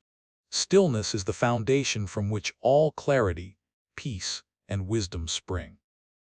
When you make time for stillness in your life, you allow the distractions to fall away, and you make room for the profound insights that can only come from being present in the moment. In today's fast-paced world, it can feel almost impossible to slow down. There is always something to do, something to achieve, someone to please. But the more we chase these external demands, the further we get from the peace and clarity we seek. Stillness is not a luxury, it is a necessity. It is the breath that allows us to continue on our journey without burning out, without losing ourselves. It is the moment of quiet that lets us hear our own inner voice, guiding us back to what truly matters. So, take a moment now. Breathe deeply. Close your eyes and allow the stillness to fill the space around you. Let go of the need to control, to push, or to rush. Allow the fog to lift, and trust that in this stillness, the next step will be revealed to you. Life doesn't need to be rushed. The path forward is always there, waiting to be discovered in the quiet moments when we finally stop moving. When we trust the stillness, we trust that everything we need will come to us in its own time. And in that trust, we find peace, deep, lasting peace that cannot be shaken by the rush of the world around us. As we've journeyed through the exploration of inner peace, detachment, and the art of letting go, we've uncovered one crucial truth. Peace is not something we attain through effort or external circumstances, but through surrender and acceptance. The more we fight against life, the more we lose ourselves in the chaos. But when we stop resisting, when we let go of our need to control and perfect every aspect of our lives, we discover the stillness that resides within us. This stillness, this calm, is the key to lasting peace. We've seen that each part of our journey, whether it's learning to detach from others' opinions, embracing the courage to say no, or allowing ourselves to move forward in the flow of life, rather than forcing it, points to one central theme: true peace comes from within. The battles we fight are not external, but internal. The storm of doubt, fear, and insecurity that rages inside us can only be quelled when we choose to stop reacting to every thought and emotion, and instead, simply observe them. We are not our thoughts. We are not our fears. We are the silent awareness in which these things arise and dissolve. When we let go of the need to prove ourselves, of the need for approval, we free ourselves from the invisible chains that keep us trapped in a cycle of self-doubt and anxiety. Letting go isn't weakness. It's the strength to trust life, to trust that everything unfolds as it should, and to accept that we are enough, just as we are. Peace comes when we stop chasing after external validation and start nurturing the quiet power that lies deep within us. The journey to peace is a journey of self-awareness, self-compassion, and self-empowerment. It is not about avoiding pain or struggle, but about learning to embrace them as part of our growth. Setbacks become stepping stones, and difficulties become opportunities for wisdom. Through the practice of silence, we create space for clarity, and in that clarity, we find our path forward. Life's true beauty lies in our ability to flow with it, to release the need to control, and to trust that everything is unfolding for our highest good. Now, as you reflect on this journey, think about how you can apply these lessons to your own life. Where are you still holding on to fear, to control, or to the need for approval? Where can you start to say no to the things that drain your peace and begin to say yes to the things that truly nourish you? Remember, the power to change your experience lies in your ability to let go and trust the process. You don't need to fix everything or have it all figured out. You only need to stop fighting and start flowing. I'd love to hear your thoughts on this. How do you view the concepts of letting go and finding peace within yourself? What are some ways you've learned to stop fighting and embrace the stillness? Feel free to share your ideas and insights in the comments, so we can all learn and grow together. If this journey resonated with you, consider subscribing to Buddhism in every moment. Your support helps us create more content that brings peace, wisdom, and clarity to your life. Together, we can continue to explore the profound teachings of mindfulness and live in harmony with the world around us. Thank you for being a part of this journey. Have you ever reached a moment when life shattered in complete silence, when the person you loved walked away, when your dream collapsed overnight, or when you woke up realizing the world you built no longer existed? That moment when everything stops, your breath, your thoughts, your hope, and all that's left is pain. But here's the secret no one tells you: pain is not the end. It's the door. A door to something vast, still, and breathtaking if you dare to walk through it. Because hidden beneath the ruins of everything you've lost is everything you were meant to find. Stay with me, this is not just another story about healing. It's a journey through the fire, into the heart of peace itself. Once you see what's on the other side, you will never hold your pain the same way again. If this message touches you, please subscribe to Buddhism in every moment. Your support gives us the strength to keep creating stories that bring light, wisdom, and peace to every soul searching for meaning. Part I. The weight we carry. Understanding the nature of pain. Have you ever felt the invisible weight pressing on your chest, even when everything around you seems fine? You laugh at the right moments, you do your work, you show up for the people who depend on you, but somewhere inside, something still hurts. Maybe it's the words you never said, the apology that never came, the dream that slipped through your fingers before you had the chance to hold it. Pain hides behind our smiles, waiting for silence to reveal itself. We live in a world that teaches us to keep moving, to stay strong, to pretend that time will eventually heal what broke us. But time, by itself, doesn't heal. It only buries. Beneath the daily noise of responsibilities and distractions, pain settles like dust in the corners of our hearts. And when the noise fades, when the world gets quiet, that dust rises again, reminding us that we never truly let go. Pain has many faces. It can be sharp and sudden, like the loss of someone you love. It can be dull and constant, like the ache of regret or the echo of loneliness. It can be disguised as anger, resentment, or even ambition. We chase goals not because we're inspired, but because we're afraid of stopping long enough to feel what's hurting. Some people drown their pain in success, others in noise. Some run toward relationships just to avoid being alone with themselves.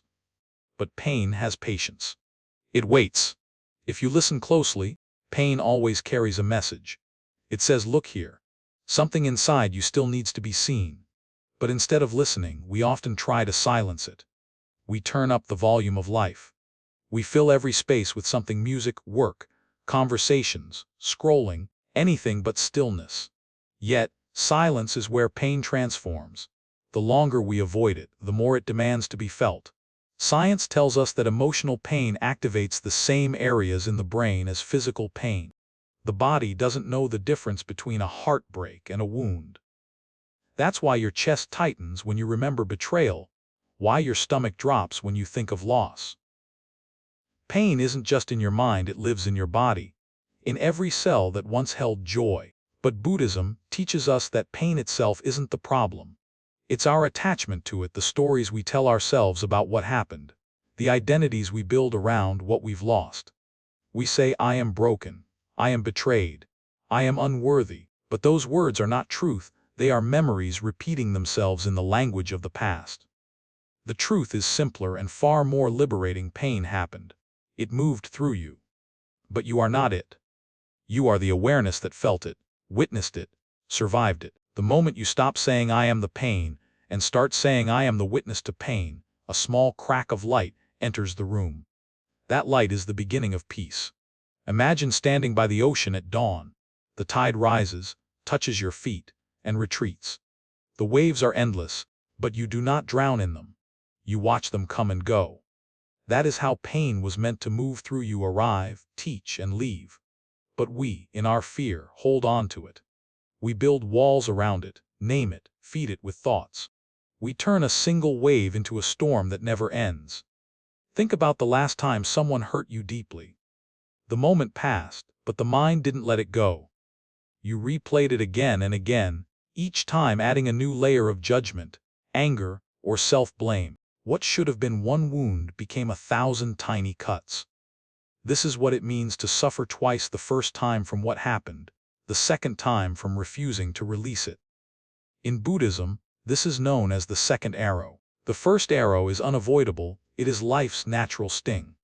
The second arrow, however, is self-inflicted. It's the story we continue to tell long after the moment is gone.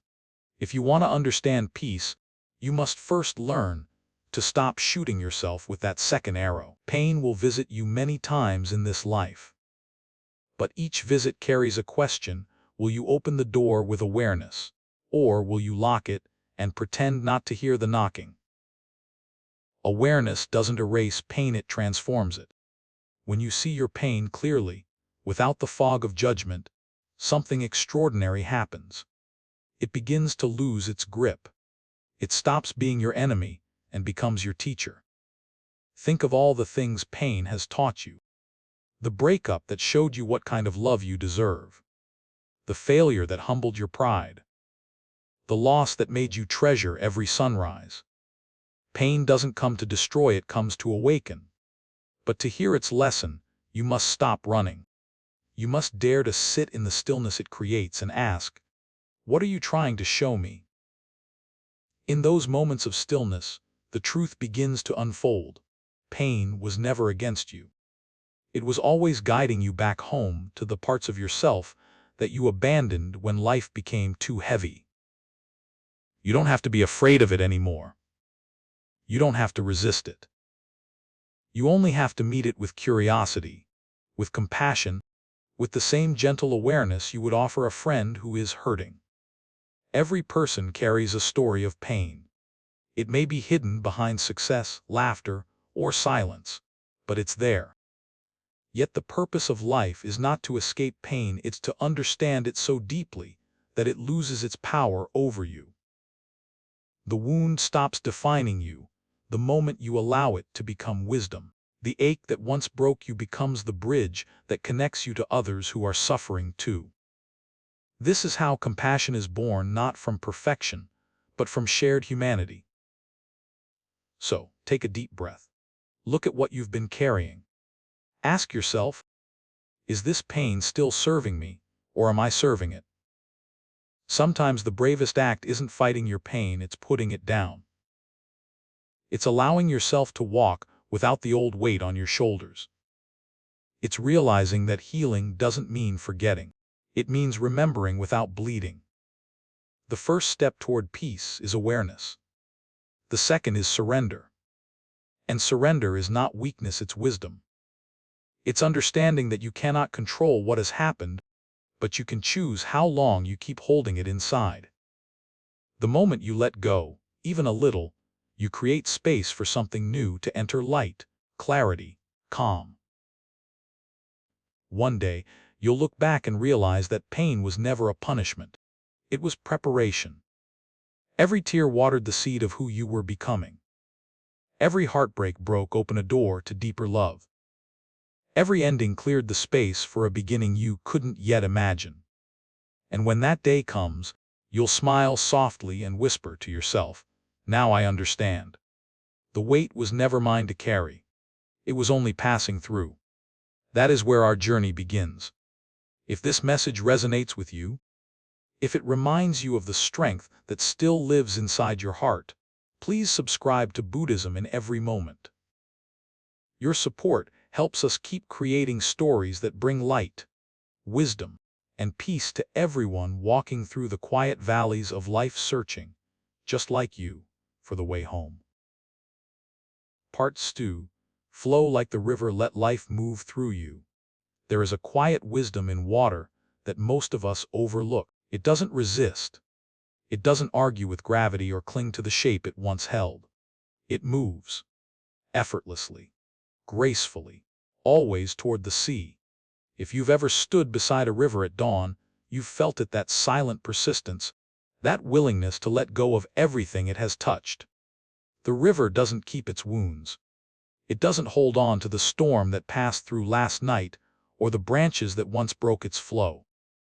By morning, it is new again, clear again, alive again.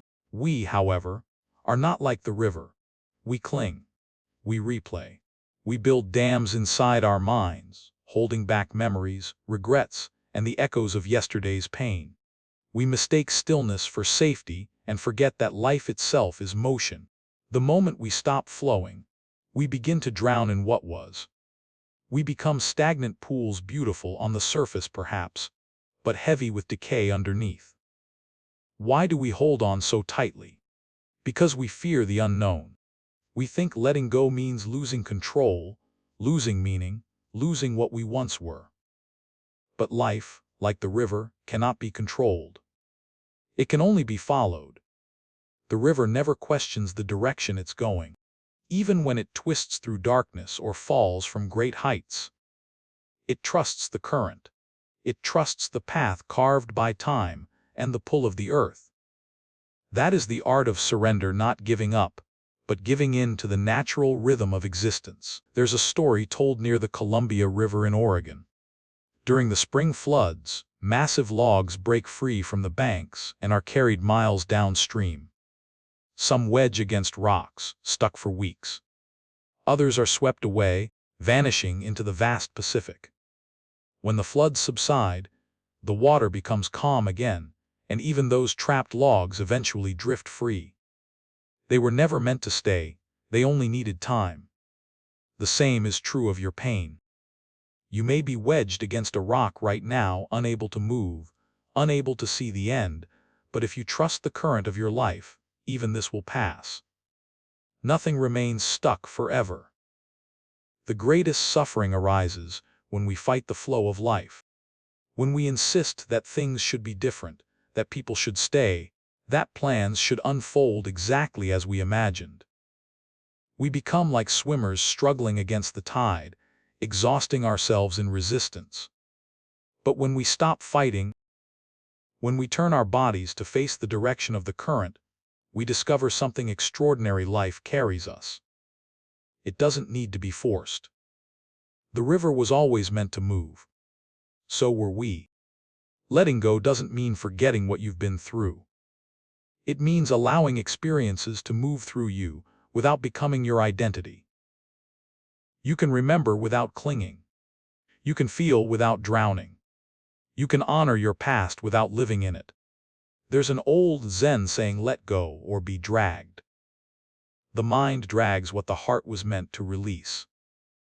Think about how much energy you've spent holding on to things that no longer serve you, arguments long past, love that ended, mistakes that have already taught their lesson. Each one is a stone in your hands.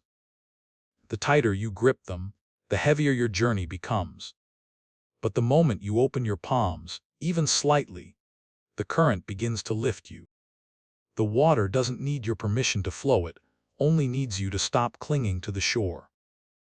Flowing like the river is not passivity. It is participation without control. It's the art of aligning yourself with the pulse of the universe. When water meets a rock, it doesn't stop and complain, it flows around it, soft yet unstoppable.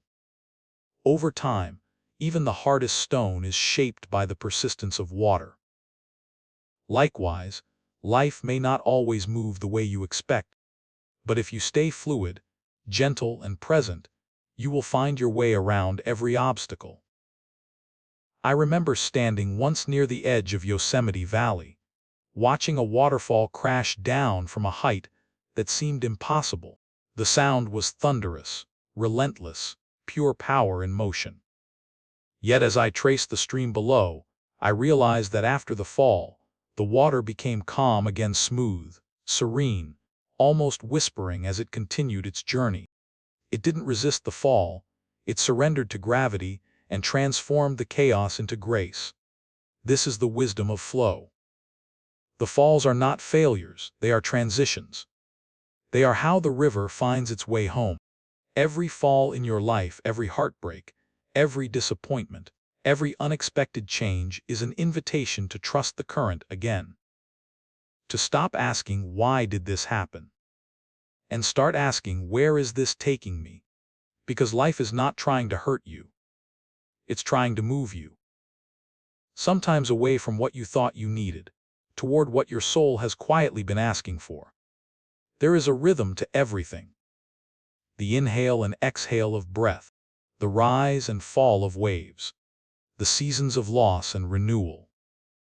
When you align yourself with that rhythm, you stop suffering from the illusion of permanence. You begin to see that endings are not mistakes, they are part of the flow. A tree does not mourn the leaves it loses in autumn, for it trusts the cycle that brings them back in spring.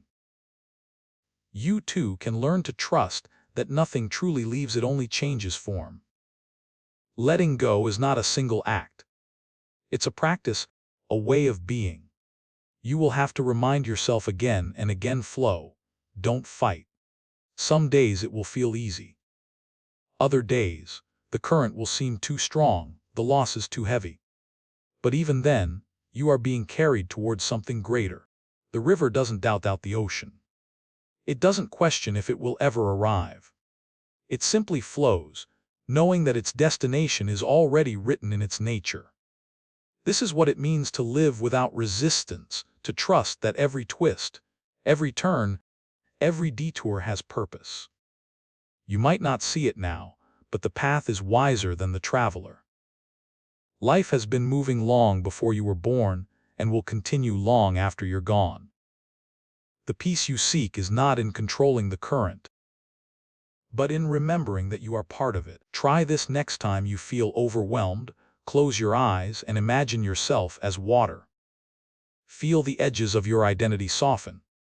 Let your thoughts become ripples, visible, but temporary. Let your breath move like a gentle tide. When you breathe in, you receive. When you breathe out, you release. There is no rush, no demand, no past or future in this flow, only presence. In that space, you can feel how life has always been carrying you. We spend years chasing what we already have. We look for freedom, not realizing that flow itself is freedom. To flow is to trust. To trust is to live without fear. And to live without fear is to love fully, even knowing that everything changes. That is the essence of being human, not to control the river, but to dance within it. At some point, you'll notice something subtle shift inside you. The pain that once consumed you begins to soften. The story you've been telling yourself starts to dissolve. What's left is a quiet gratitude for everything that brought you here. The river of life has shaped you not despite your struggles, but through them. Each stone it carried, each obstacle it carved around, made you who you are. The flow was never against you. It was always guiding you home. So, stand beside the river of your life and look at it with new eyes. Watch how it moves without fear, how it carries light and darkness alike. Let it remind you that your heart, too, was made to move, to feel deeply, to release freely, to keep going. You are not meant to hold the past like an anchor. You are meant to drift toward something vast and unseen, trusting that the current knows its way. When you let life move through you, you stop trying to swim upstream against what already is. You begin to see beauty even in uncertainty. You learn that peace is not the absence of motion, it is the harmony within it. You understand that nothing you lose is wasted, and nothing you hold is permanent. Flow, and you will find that every moment is both ending and beginning. Flow, and you will see that every loss makes space for a new kind of grace. Flow, and you will know that peace was never waiting at the destination. It has been with you in every movement of the river, in every step of your journey, in every breath you take right now. Because when you stop resisting, when you finally allow yourself to move with life, instead of against it, you don't just survive, you return to being what you always were, part of the endless, unbroken flow of everything that lives and breathes and changes in this universe. And that is what it means to let go. To flow like the river is to remember that nothing stays, nothing is lost, and everything, somehow, always finds its way back to the sea. If these words reach you in a moment when your heart feels heavy, remember you don't have to push the river. You only have to trust its direction. And if you find peace in this message, please subscribe to Buddhism in every moment. Your support helps us continue creating stories that remind every soul. The flow never stops, and neither does hope.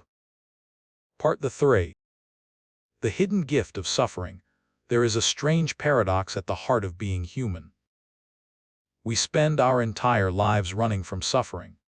Yet it is often suffering that teaches us who we truly are. Every wound has its secret. Every loss carries a message we are too afraid to open. We call it bad luck, injustice, punishment, but what if it is none of those things? What if pain is not the enemy, but the teacher we've refused to listen to? Suffering strips away the illusions we build to feel safe. It takes away the masks we wear, the stories we tell ourselves, and the fragile certainties we hide behind. When life is comfortable, we live on the surface. We talk about growth, but we rarely seek it. We say we value love, but we love conditionally. We claim to understand gratitude, but we only practice it when things go our way. Then something breaks, someone leaves, a dream collapses, a diagnosis changes everything, and suddenly the ground beneath us disappears. That is when suffering walks in, uninvited but necessary. It burns through everything false, until only the truth remains. The Buddha said that pain is inevitable, but suffering is optional. The first comes from life itself, the second comes from the mind that resists. When something hurts, the natural impulse is to pull away, to deny, to demand answers. But every time we resist, we turn pain into poison. We carry it longer than we need to. We feed it with our fear. We repeat it in our minds until it becomes identity. Suffering persists not because of the pain itself, but because we keep asking, "Why me?" instead of "What now?" The hidden gift of suffering is that it humbles the ego. It shows us how small we really are in the face of impermanence. It reminds us that control is an illusion, that every breath, every heartbeat, every sunrise is borrowed, not owned. But it also reveals something greater. When everything else is taken, something within you remains untouched. Beneath the ashes of pain lies a quiet strength that no storm can destroy. There's an old saying, "The wound is the place where the light enters you." For many, that sounds poetic but distant until life shatters them. Only then do they understand what it means. Pain breaks open the shell of who we think we are. It tears apart the walls around the heart, letting light in through the cracks. What once felt like destruction becomes a form of awakening. Because suffering, when faced with awareness, doesn't just hurt, it transforms. Imagine walking through a forest after a fire. The air still smells of smoke, the ground is covered in ash, but look closely and you'll see something miraculous. Small green shoots pushing through the blackened soil. The fire that seemed to destroy everything has made space for new life. It burned away the old growth, the tangled underbrush, the clutter of what no longer served. In that same way, suffering clears the space for something new within you: clarity, compassion, wisdom, humility. Without the fire, the forest could never renew itself. Without the pain, your soul could never grow. Yet we fear pain because we confuse it with meaninglessness. We think if it hurts, it must be wrong. But there is a difference between pain that destroys and pain that refines. Think of an athlete training before dawn, muscles burning with exhaustion. Think of a mother in labor, every breath torn between agony and anticipation. Think of the person in meditation, sitting with old emotions surfacing like storms. Each one suffers but for a purpose. In the same way, life's spiritual growing pains refine us into something clearer, stronger, and more alive. When suffering first enters, it feels like chaos. But if you sit long enough with it, you start to see patterns. Pain always leads you back to the same truths. Nothing lasts forever. Control is an illusion. Love is all that truly matters. Each time life breaks you open, it's offering you a deeper version of those truths. The more you resist, the louder the lesson becomes. The moment you stop resisting, the wisdom begins to unfold. There is a quiet courage in those who learn to sit with their pain, instead of running from it. To look it in the eye and say, "Teach me." These people are not immune to heartbreak. They still cry, still doubt, still bleed, but their suffering becomes sacred. They understand that to feel deeply is not weakness. It is how the soul grows roots. They stop searching for happiness as a constant state and start cultivating meaning instead. Happiness changes, meaning endures. The hidden gift of suffering is empathy. Once you've been through pain, you can see it in others. You recognize it in the way someone forces a smile, in the quiet tone of their voice, in the way they look away when you mention hope. You no longer judge them, because you know what it's like to drown quietly while appearing fine. You listen differently. You love differently. Pain expands the heart in ways comfort never could. It breaks the illusion of separation and teaches the truth of shared humanity. Modern science agrees. Emotional pain activates the same regions in the brain as physical pain. The body doesn't distinguish between heartbreak and injury, it reacts to both. But here's the beauty, the brain is also wired for resilience. Each time you face suffering with awareness, your neural pathways strengthen. You literally become more capable of peace. In this way, pain doesn't just test you, it trains you. Suffering also teaches impermanence. When everything falls apart, we see how fragile our attachments are. We realize that nothing we hold, no relationship, no status, no possession can stay forever. At first, this feels terrifying. But eventually, it becomes freeing. Because if nothing lasts, neither does pain. Even the darkest night has an ending, even the deepest wound begins to heal. The impermanence that once frightened you becomes the very reason for your peace.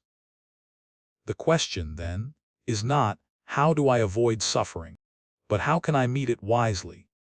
When you begin to see pain as a messenger, you stop running from it. You listen. You soften. You let it teach you without letting it define you. Maybe it's teaching you patience, or compassion, or forgiveness. Maybe it's teaching you how to love without expectation. Or maybe it's teaching you how to let go, how to find peace in the middle of imperfection. Each lesson is different, but all lead to the same place, awakening. In ancient Buddhist teachings, this process is called turning poison into medicine.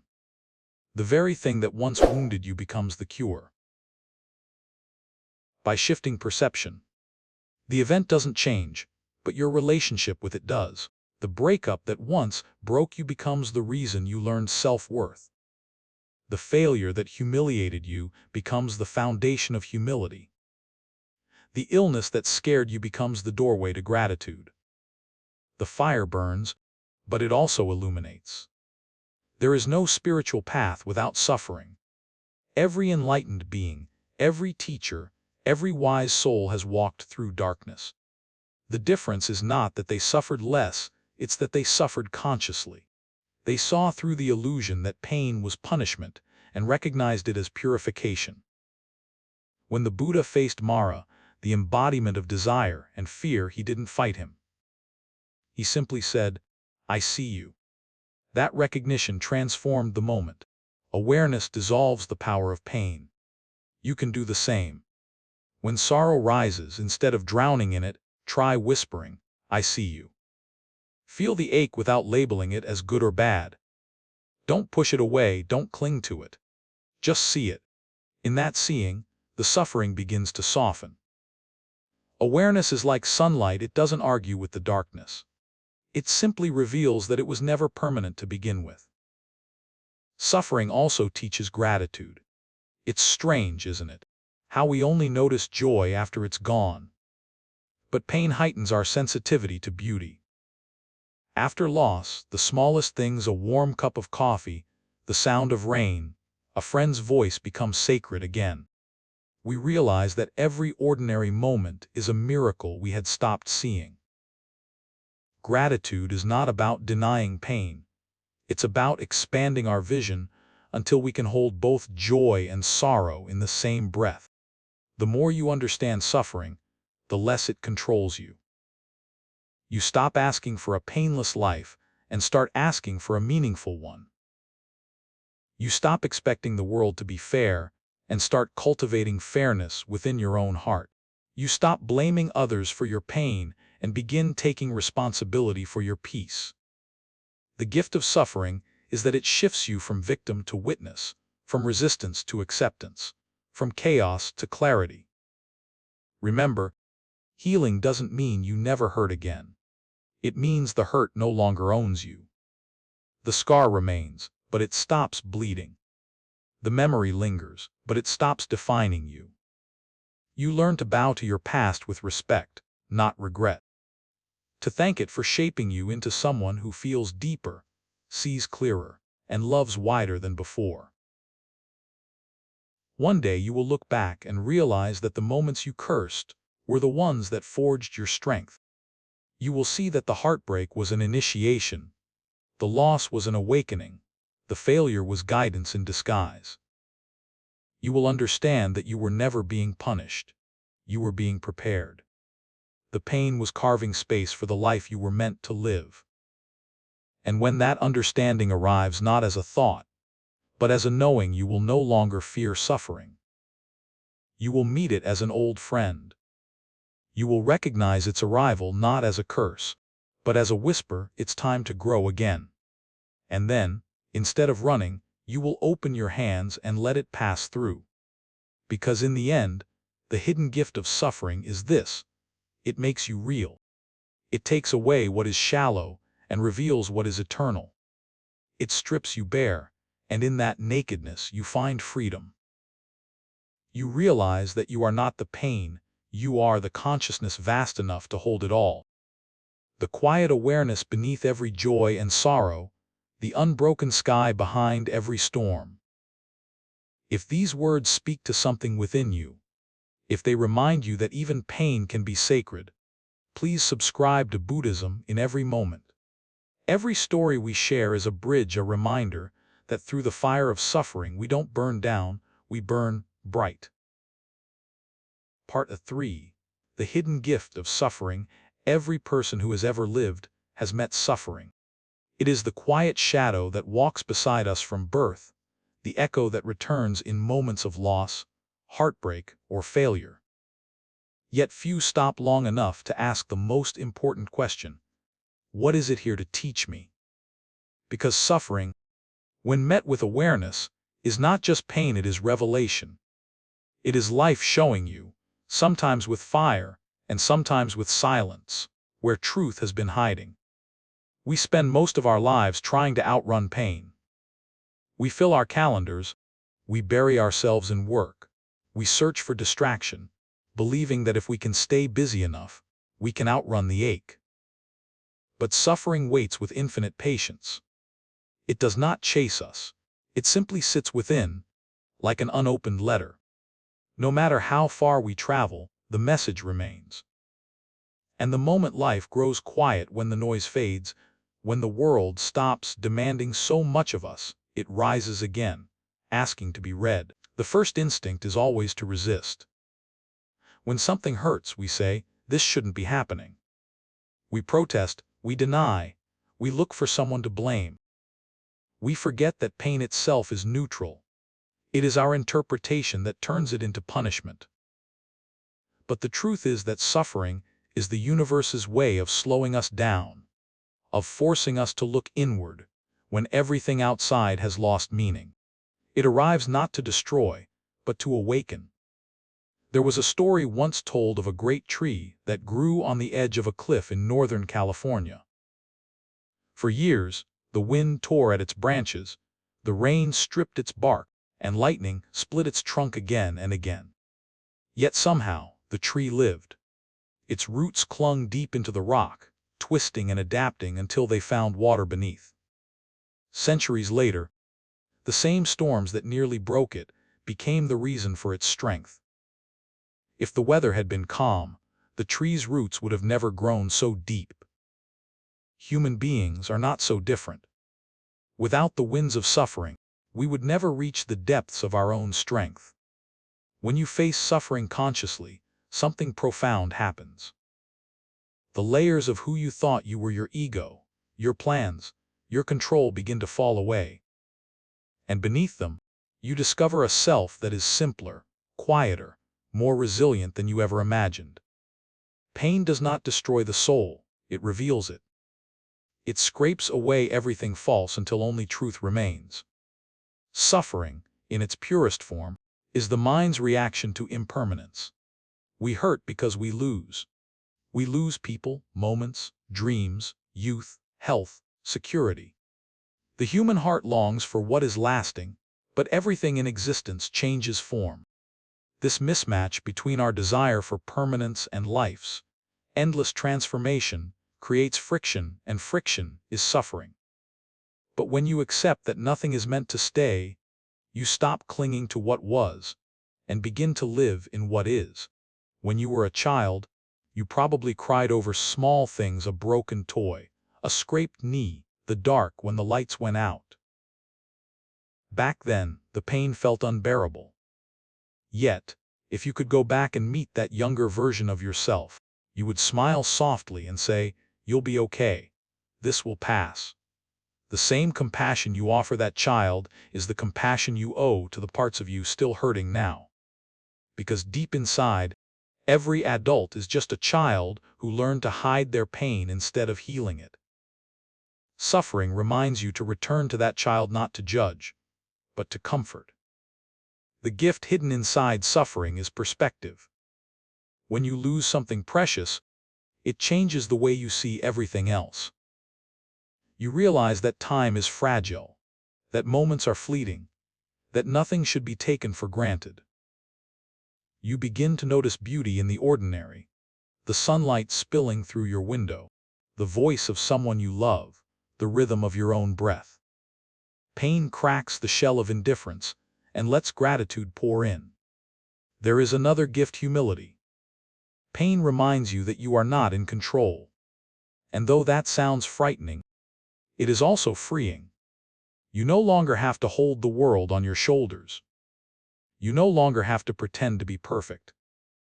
You realize that everyone is carrying something unseen. Everyone is fighting a battle that no one else can fully understand.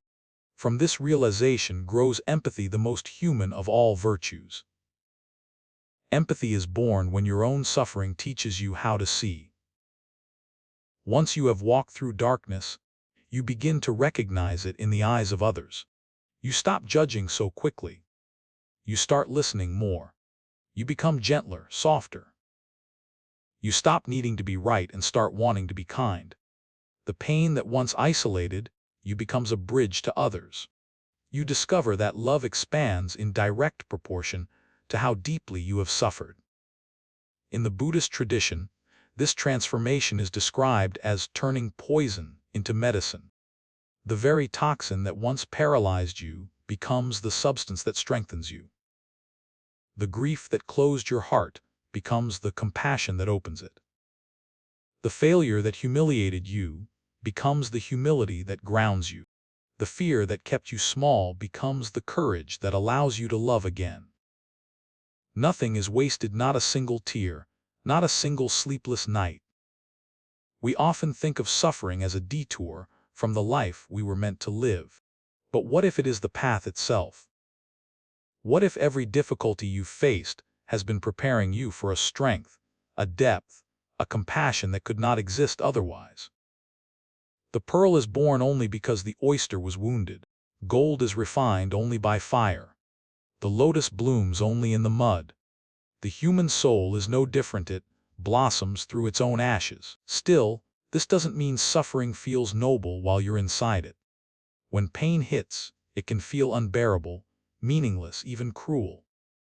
It strips away all pretense. It leaves you raw. But if you breathe through it, if you allow yourself to be present without judgment, you will notice something subtle beneath the noise of fear and grief. There is stillness. A small flame that does not go out. That stillness is your true nature. It cannot be destroyed by pain. It can only be uncovered by it. When we deny suffering, we multiply it. The more we fight against what is, the tighter the chains become. The key to transformation lies not in resistance, but in surrender. Surrender does not mean giving up, it means giving yourself permission to stop fighting reality. It means saying, "This is happening, and I will meet it with awareness." Once you do that, the energy of suffering begins to change. It stops being something that happens to you and becomes something that moves through you. There's a profound moment that happens after long pain: clarity. You wake up one morning and realize that something has shifted. The same thoughts that used to break you no longer have the same power. The same memories that used to sting now evoke quiet understanding. You begin to see that suffering was never trying to destroy you. It was trying to strip away everything that was false, to show you what cannot be taken. The mind likes to believe that happiness comes from adding things: more success, more love, more security. But true happiness, the kind that suffering reveals, comes from subtraction. It comes from letting go of illusions, expectations, and attachments. The less you cling, the lighter you become. The lighter you become, the freer you feel. Pain can also be a doorway to meaning. Sometimes the question is not, "Why did this happen to me?" but "What can this awaken in me?" A person who has known loss understands the sacredness of presence. A person who has failed deeply understands perseverance. A person who has suffered injustice often becomes a voice for compassion. The pain you've endured can become the light you hold for others. When life tests you, you have two choices: to close or to open. Closing is easier at first, it feels safe. But an open heart, though it risks breaking again, is the only one that truly heals. Because love, in its purest form, is born not from avoidance of pain, but from the courage to feel it completely. The most compassionate souls are not those who have never suffered, but those who have suffered and still choose to love. To accept suffering as a teacher does not mean you seek it. It means that when it arrives, you greet it with dignity. You let it shape you, but not define you. You let it soften you, but not break you. And when it finally passes, as all things do, you bow to it and whisper, "Thank you for the lesson." You may not see the meaning of your pain today, but one day, when you look back, you will understand that every heartbreak, every disappointment, every dark night was necessary. You will realize that suffering carved space inside you for wisdom to live. Without it, you would have remained asleep in the comfort of certainty. It is suffering that shakes us awake to the preciousness of being alive. The gift hidden within suffering is not joy in the pain itself, it is the awakening that follows. It is the clarity that emerges after the storm, the peace that grows after surrender, the compassion that blooms after grief. These are not rewards given by fate, they are the natural consequences of facing life as it is. So when pain visits again, and it will remember this, it comes bearing gifts. It may not speak gently. It may not look like grace. But if you listen, if you stay open, you will find the lesson hidden within. And when you do, you will no longer fear suffering. You will walk through it like a traveler through the forest, aware of the shadows, but guided by the light filtering through the trees. Because suffering is not the end of your story. It is the chapter that teaches you how to read the rest of the book. It is the hand that breaks you open, only to reveal that inside the wound was not emptiness, but light. And that light, once seen, can never be forgotten. 4. The power of stillness, healing through silence. There is a kind of healing that doesn't come from words, advice, or time. It comes from silence. A silence so vast it seems to stretch beyond sound, beyond thought, beyond the boundaries of who you think you are. Most people fear it. They mistake silence for emptiness, for loneliness, for the absence of life. But silence, when entered with awareness, is not absence, it is presence. It is where life itself speaks in its truest voice. In our modern world, stillness has become the rarest luxury. We fill every waking hour with noise, the hum of machines, the rhythm of notifications, the endless scroll of distractions. We wake up to alarms and fall asleep to screens, surrounded by sound yet starved of peace. We confuse movement for progress and talking for understanding. But beneath the surface of all this noise, there is something sacred waiting a place within you that has never been disturbed. There is a story told of a small monastery hidden deep in the mountains of Japan. The monks there begin each day not with chants, but with silence. For the first hour after sunrise, no one speaks. They clean, they cook, they walk through the garden in absolute quiet. Visitors often describe this silence as deafening at first, as if the air itself is holding its breath. But slowly, something changes. The silence stops feeling empty and begins to feel alive. You start to hear the rustle of the wind, the sound of your own footsteps, the rhythm of your heart. In that silence, you remember that life has always been speaking, you were simply too loud to hear it. Silence is not the absence of thought, it is the space in which thought dissolves. It is the pause between breaths, the stillness between waves. And within that pause lies the power to heal. Because silence allows what is buried to rise. It gives space for emotions that have long been suppressed to finally be seen. We often think healing comes from understanding, from figuring everything out. But healing rarely needs explanation, it needs space. Think of an open wound. If you keep touching it, picking at it, it never closes. But if you leave it alone, if you give it stillness, the body knows what to do. The same is true for emotional wounds. The more we analyze them, the more we reopen them. The more we sit quietly with them, the more they begin to soften on their own. Silence does not fix you, it lets you remember that you were never truly broken. There's a strange belief that silence is passive, that doing nothing means surrendering to weakness. But in truth, stillness is one of the most powerful forms of strength. It takes courage to stop running. It takes bravery to sit with what is unresolved, to face the voice inside you that you've spent years trying to drown out. When you stop moving, when you stop chasing, you meet yourself. And that meeting is the beginning of every healing journey. Some of the most transformative moments in life happen in complete stillness, sitting by the ocean as the sun sets, walking through a forest after rain, watching snow fall through the quiet air.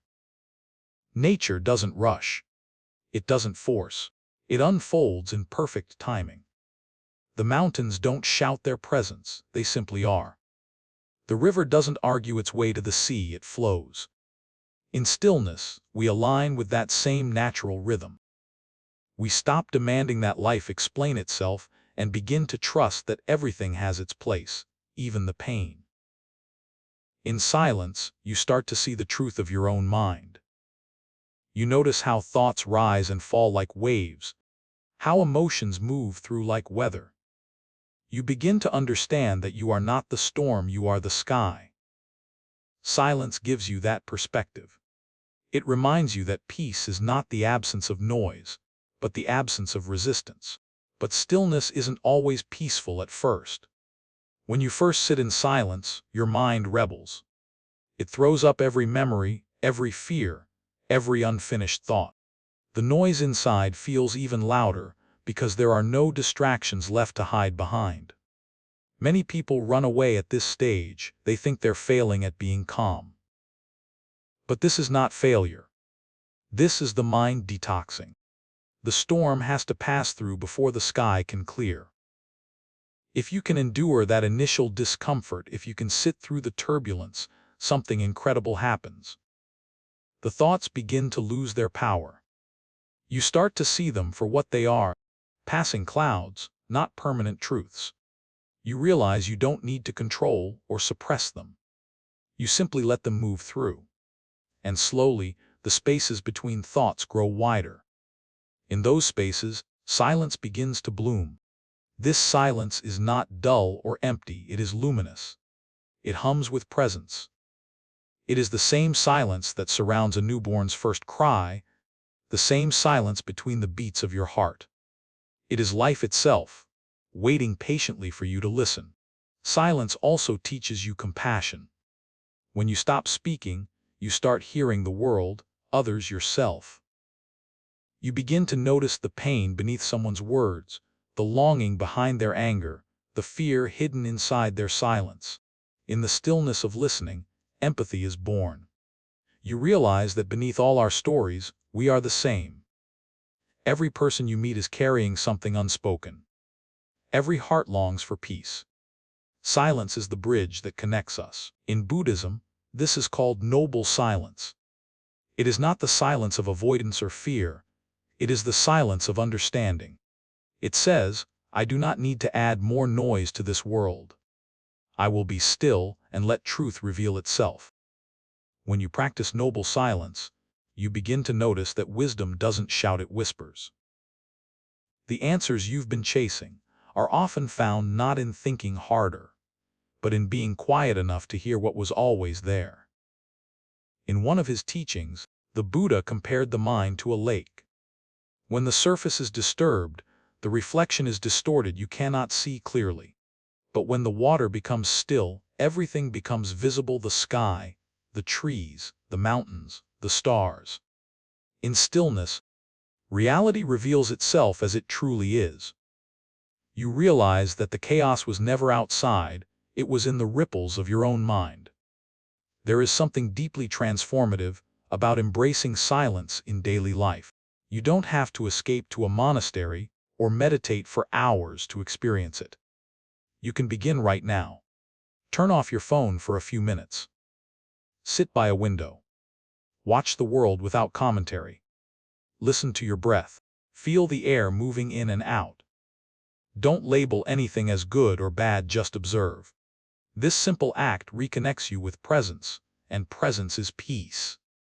As silence deepens, it begins to heal the nervous system. Studies have shown that periods of intentional quiet lower stress hormones, reduce anxiety, and restore cognitive balance.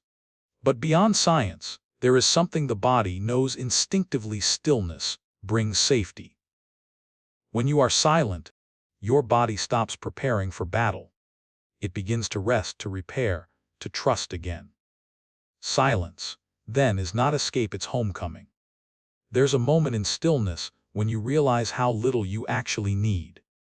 The noise of wanting begins to fade. The craving for validation, for recognition, for control, it all softens. You start to see that happiness was never about adding more, but about needing less. In silence, simplicity reveals itself as abundance. Perhaps the greatest power of stillness is this: it reconnects you with the sacredness of now. Pain only exists in memory or anticipation. The mind clings to what has happened, or fears what might come. But silence pulls you into this exact moment, where neither past nor future exists. Here there is no suffering, only awareness. If you sit long enough, you'll notice that silence is not just around you. It's within you. It has always been there, beneath every thought, every word, every emotion. It is the backdrop of your consciousness, the space in which everything appears and disappears. You are not separate from it, you are it. When you rest in that realization, the search for peace ends. Because peace was never lost, it was only drowned in noise. Every great truth in life arises from stillness. Every act of creativity, compassion, and wisdom begins in silence. Before the painter touches the canvas, there is a moment of stillness. Before a great decision is made, there is a pause. Before forgiveness is spoken, there is a quiet surrender in the heart. The universe itself was born from silence, the vast nothingness before sound, before form. Silence is not the opposite of life. It is its foundation. So, when the world feels heavy, when your thoughts race and your heart feels crowded, return to the quiet. Sit, breathe, and let the noise settle. You don't need to fix anything. You don't need to find the right words. All you need is to be still long enough for the truth to rise. Eventually, you will discover that silence is not something you enter, it's something you remember. It is the natural state beneath the chaos, the peace beneath the pain. It has been with you since the beginning, waiting patiently for your return. And when you find it, when you truly sink into that vast, sacred stillness, you will know what the masters meant when they said, "Be still, and know." You will feel the world breathing with you. You will understand that you are not separate from it. You are the stillness that holds it all. Part V. You are the sky, not the storm. There are days when life feels like an unending storm. The clouds gather without warning. The wind howls through the quiet corners of your mind, and the rain of emotion pours until you forget what sunlight feels like. Fear, grief, anger, guilt, all of them collide like thunder in your chest. You find yourself saying, "I am broken," or "I am drowning," as if the storm itself has become who you are. But what if that isn't true? What if you were never the storm at all, but the sky, the vast, open space that holds it? The Buddha once said that the mind is like the sky, vast, unbounded, untouched by the weather that passes through it. Thoughts and emotions are the clouds. They appear, they move, they shift in color and shape, but they cannot stain the sky. When we forget this truth, we identify with the passing weather. We say, "I am angry," instead of "anger is here." We say, "I am anxious," instead of "anxiety is visiting." That small change in perception can transform your entire life, because it reminds you that you are not what passes through you. You are what remains. It's easy to confuse emotion with identity. When you feel sadness for long enough, it begins to wear your name. You start to believe you are the sadness itself. But emotion is energy. It comes, it moves, and it goes. What keeps it alive is your attachment to it. You feed it with stories, with judgment, with resistance. You keep asking why the storm came instead of watching how it moves. You stand in the rain screaming for the sun, forgetting that the sun was never gone, it was simply behind the clouds. To understand yourself as the sky is to step into awareness. It is the realization that whatever you feel, fear, rage, despair, is temporary. This doesn't mean you deny it or suppress it. It means you hold it with gentle curiosity. You allow it to exist without becoming its prisoner. When a storm comes, the sky doesn't fight it. It doesn't try to hold it still or push it away. It allows the storm to pass through, knowing that it cannot stay forever. When you practice this way of seeing, you begin to notice how everything in life moves in cycles. The rise and fall of emotion, the expansion and contraction of the heart, the ebb and flow of experience. The mind wants to freeze moments, cling to joy, resist pain, but life itself is motion. The more you let yourself flow with that motion, the more peace you find. Imagine standing in a vast desert at dawn. The air is still, the horizon infinite. Then, out of nowhere, a sandstorm begins. The wind roars, the sky darkens, and visibility vanishes. You can't see the path ahead. But if you wait long enough, the storm settles. The dust falls back to the ground. And there it is again, the same wide sky, unchanged, unbroken. That is what awareness feels like. Beneath every storm, there is stillness waiting. Beneath every emotion, there is a space untouched by time or fear. That space is who you are. We often believe peace means never feeling pain. But peace is not the absence of emotion. It is the absence of identification. You can cry and still be at peace. You can feel anger without being consumed by it. You can experience chaos while remaining steady inside. Peace is not a fragile calm that disappears. When life grows difficult, it's the spaciousness that holds it all. There is a moment in meditation when you begin to observe your thoughts without being caught by them. At first, they seem endless waves of memory, regret, fantasy, worry. You chase one, and another rises. But as you sit longer, you start to see the pattern. Thoughts are not personal, they are phenomena, like wind. They come and go in the field of awareness. And when you stop clinging to them, they lose their weight. That is when you begin to glimpse the sky behind them. The same applies to emotion. When anger arises, you can notice it without judgment. Anger is here, you say. Let me see what it feels like in my body. You feel the heat in your chest, the tightness in your jaw. You breathe. You allow it to move without feeding it with stories about who is right or wrong. Slowly, it begins to dissolve. When sadness arises, you hold it softly. Sadness is here. You breathe into the heaviness, allowing it to pass. In this way, awareness becomes the great purifier. It allows everything to move through you without leaving residue. There is no emotion too heavy for the sky. You can carry all your grief, all your shame, all your fear, and still remain infinite.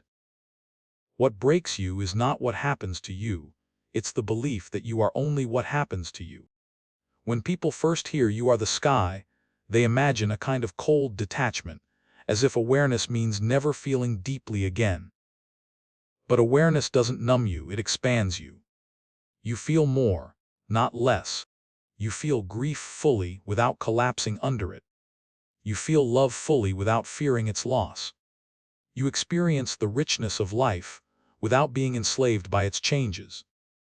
Detachment, in its truest form, is not indifference, it is freedom. The sky doesn't reject the storm, it includes it. In the same way, awareness includes everything: joy and sorrow, hope and despair. Nothing is excluded. This inclusiveness is the essence of compassion. When you realize that even your darkest emotions are part of the great play of existence, you stop dividing yourself into good and bad, worthy and unworthy. You become whole again. Think of how weather moves across the planet. A storm that devastates one coast nourishes another with rain.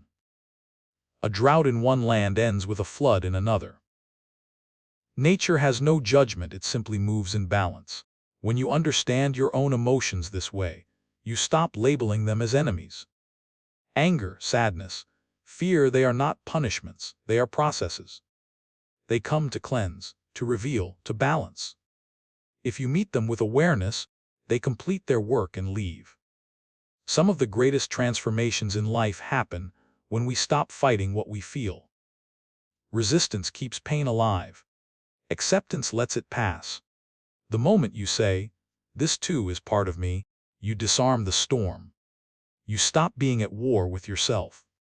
In the Zen tradition, there is a saying, "Let the muddy water settle, and you will see clearly." When emotions churn inside you, the mind becomes muddy. You can't see truth because everything is stirred up. But if you stop stirring, if you sit, breathe, and allow stillness, the water clears on its own. You begin to see reality as it is, not as your fear imagines it to be. Awareness doesn't mean you stop caring or feeling. It means you become the witness, the one who sees without getting lost. It's like standing at the shore watching the waves crash. The waves are your emotions, but you are the shore, steady, unmoved. Some waves are gentle, others fierce, but none of them can drown you unless you step into them. The problem is that most of us live entirely in the waves. We identify with every rise and fall, every thought and emotion, every opinion and judgment. We forget the shore exists. We forget the sky exists. We forget that there's a part of us that has never been touched by the storm. If you can begin to sense that part, even for a moment, you'll find something extraordinary. Peace isn't something you achieve, it's something you remember. It's the natural state beneath all the noise. Every practice of mindfulness, every meditation, every breath you take consciously is a way of returning to that remembrance. Imagine the sky after a hurricane. Broken branches, fallen leaves, flooded streets, but above, the air begins to clear. Light filters through the clouds. The same sky that held the storm now holds the sunlight. It does not prefer one over the other. It simply holds both. That is awareness. It does not cling to the good or reject the bad. It allows, and in that allowing, there is freedom. The practice of seeing yourself as the sky is not an escape from life. It is a deeper participation. It allows you to engage fully without being consumed. You can care without clinging. You can love without fear. You can face loss without collapsing. This is true strength, the strength of vastness. The next time emotion rises in you, pause before naming it. Notice its texture, its temperature, its rhythm. Ask yourself, who is the one observing this? In that question, you'll find a gap, a moment of pure awareness. That is the sky revealing itself. That is the space where peace begins. The storms of life will come. You will lose people, fail at things, experience grief and uncertainty. The clouds will gather again and again. But the sky remains. Always. Infinite. Untouched. When you remember this, something subtle shifts. You stop asking, how do I make the storm end? And start asking, how can I remain open while it passes? You stop running from pain and start standing with it, knowing it will move through. You stop fearing change and start trusting that what comes will also go. The storms will continue. But you will no longer be afraid of them. You will stand quietly beneath them, watching the rain fall, feeling its coolness on your skin.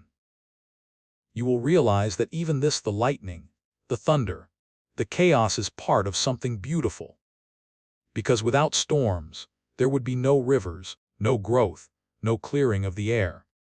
And then, one day, you will look up and see the vastness again. You will feel that same boundless stillness inside you, the awareness that never left, the sky that was always there. And you will smile, not because the storm is gone, but because you have remembered who you are.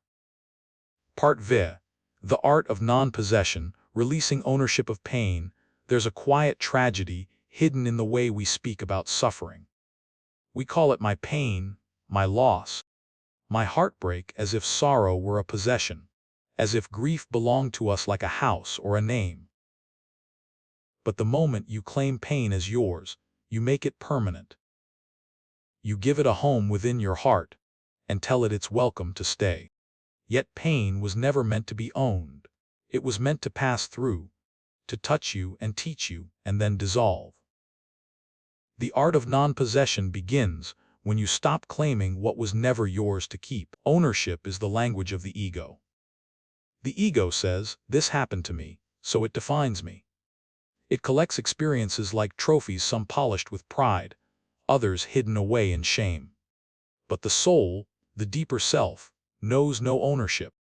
It understands that life moves through us, not for us to grasp but to experience.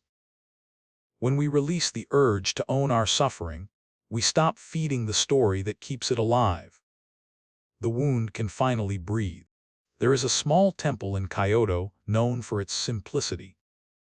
Inside, there are no grand statues, no gold, no elaborate prayers, only an empty room with an open window facing the mountains.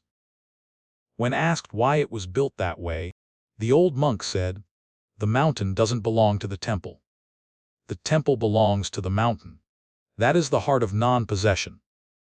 It's the recognition that nothing, no joy, no sorrow, no moment belongs to you. You belong to life, and life moves on its own. We hold on to pain because it gives us identity. If I am the one who was betrayed, the one who was abandoned, the one who lost everything, then I know who I am. The ego would rather suffer than disappear. But the truth is, you are not the story. You are the awareness beneath it. The betrayal, the loss, the failure, they are weather passing through the sky of your being. The more you identify with them, the darker the clouds become. The more you release them, the more clearly you see the light behind them. Imagine carrying a backpack filled with stones. Each stone is a memory, a hurt, a regret. You've carried it for so long that you've forgotten what it feels like to walk without it. You think, this is who I am, someone who carries pain. But what happens when you finally stop?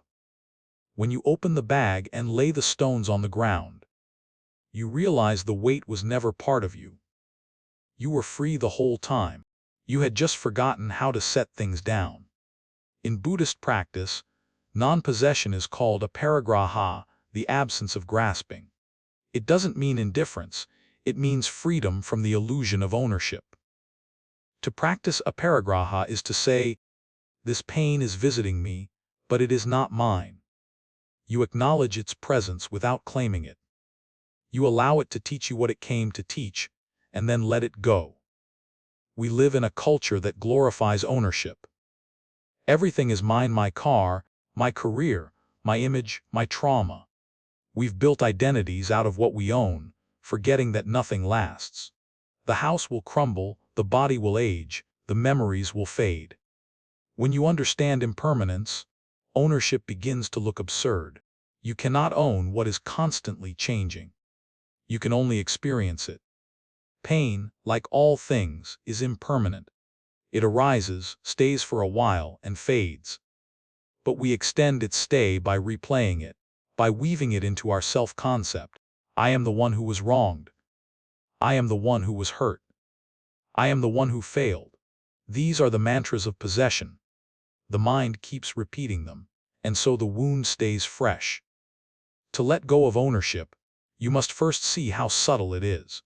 It's not always loud. Sometimes it hides in quiet thoughts. I can't believe this happened to me. Why did I have to go through this? The me in those sentences is what binds you to suffering. The more you repeat it, the deeper the roots of identification grow. Freedom begins the moment you stop making pain personal. This doesn't mean you deny your experience or suppress your feelings. It means you see them as part of the flow of life, not as your permanent state. When grief visits, you sit with it. You feel its weight, its temperature, its rhythm. But you don't say, my grief. You say, grief is here. You witness it the way you would watch rain falling, real, vivid, but not forever. There's an ancient teaching that compares life to a river. Everything that enters the river moves. If you hold on to a rock, you resist the flow and begin to drown. The river is time, the rocks are attachments. Letting go doesn't mean the rock disappears, it means you stop gripping it so tightly that it drags you under. Look at the natural world. Nothing clings. The tree lets go of its leaves each autumn without mourning. The waves dissolve into the shore without complaint. The sun sets without fearing the night. Yet we, in our longing to control, try to hold what is already slipping away. We grip our memories, our identities, our pain, as if ownership could protect us from impermanence. But all it does is imprison us. The art of non-possession is a quiet rebellion against the ego's need to own. It is a return to humility, to realizing that you are not the center of the universe, but a participant in its dance. Everything that enters your life is borrowed love, sorrow, breath, even the body you inhabit. When you see this clearly, gratitude replaces grasping. You begin to live lightly, knowing that everything you touch is temporary and sacred precisely because of that. Pain becomes easier to bear when you no longer call it yours. When you see it as part of the collective human experience, something softens. You stop feeling isolated in your suffering. You realize that pain connects rather than divides, that every heart has carried its own version of loss, and that you are not alone. Ownership isolates, awareness unites.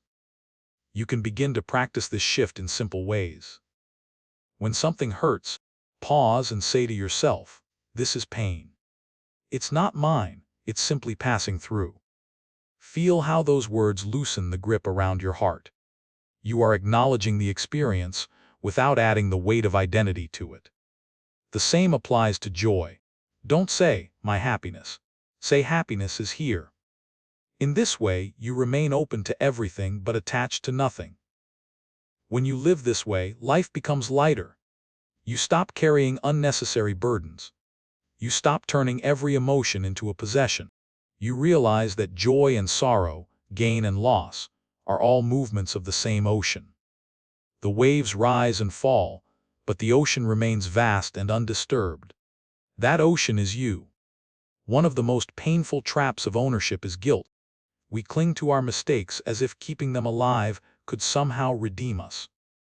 We replay moments of shame again and again, saying, I shouldn't have done that, or I'll never forgive myself.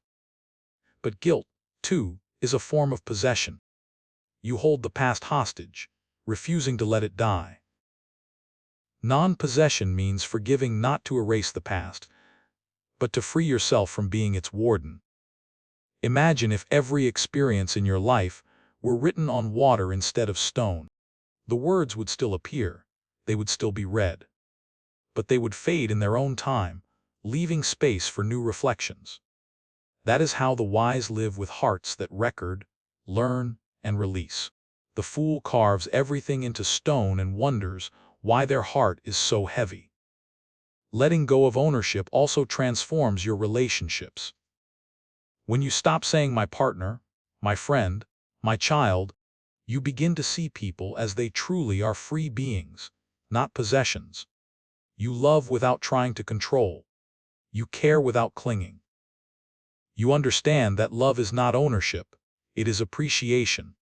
It's a shared moment in the river of life, beautiful precisely because it cannot be held. True freedom is not found in having, but in being.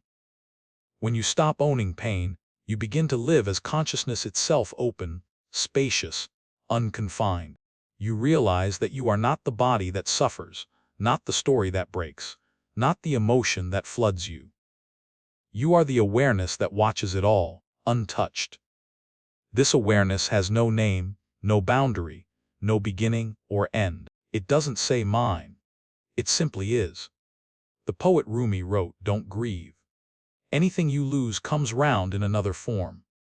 What he meant is that nothing is ever truly lost. It simply changes hands, changes shape. The love that left your life may return as understanding. The failure that humbled you may return as wisdom. The pain that broke you may return as compassion. Ownership ends the cycle. Non-possession keeps the flow alive. The ego says, "This is my wound." The soul says, "This is life moving through me." When you live as the soul, you stop resisting the flow. You let everything pass through: joy, sorrow, hope, loss, without claiming any of it as yours. The world becomes lighter because you no longer hold it hostage. One day, you will look back and realize that every time you released something you thought you couldn't live without, every person, every expectation, every memory, you didn't lose anything. You gained space. You gained peace. You gained the freedom to breathe again. Pain, when owned, becomes a chain. Pain, when released, becomes a teacher. The choice is yours. You can keep saying my suffering and carry it like a badge. Or you can whisper, this is simply pain, and let it move through like wind through an open window.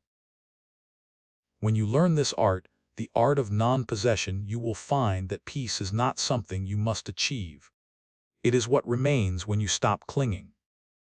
It's the natural state of a heart that no longer says mine.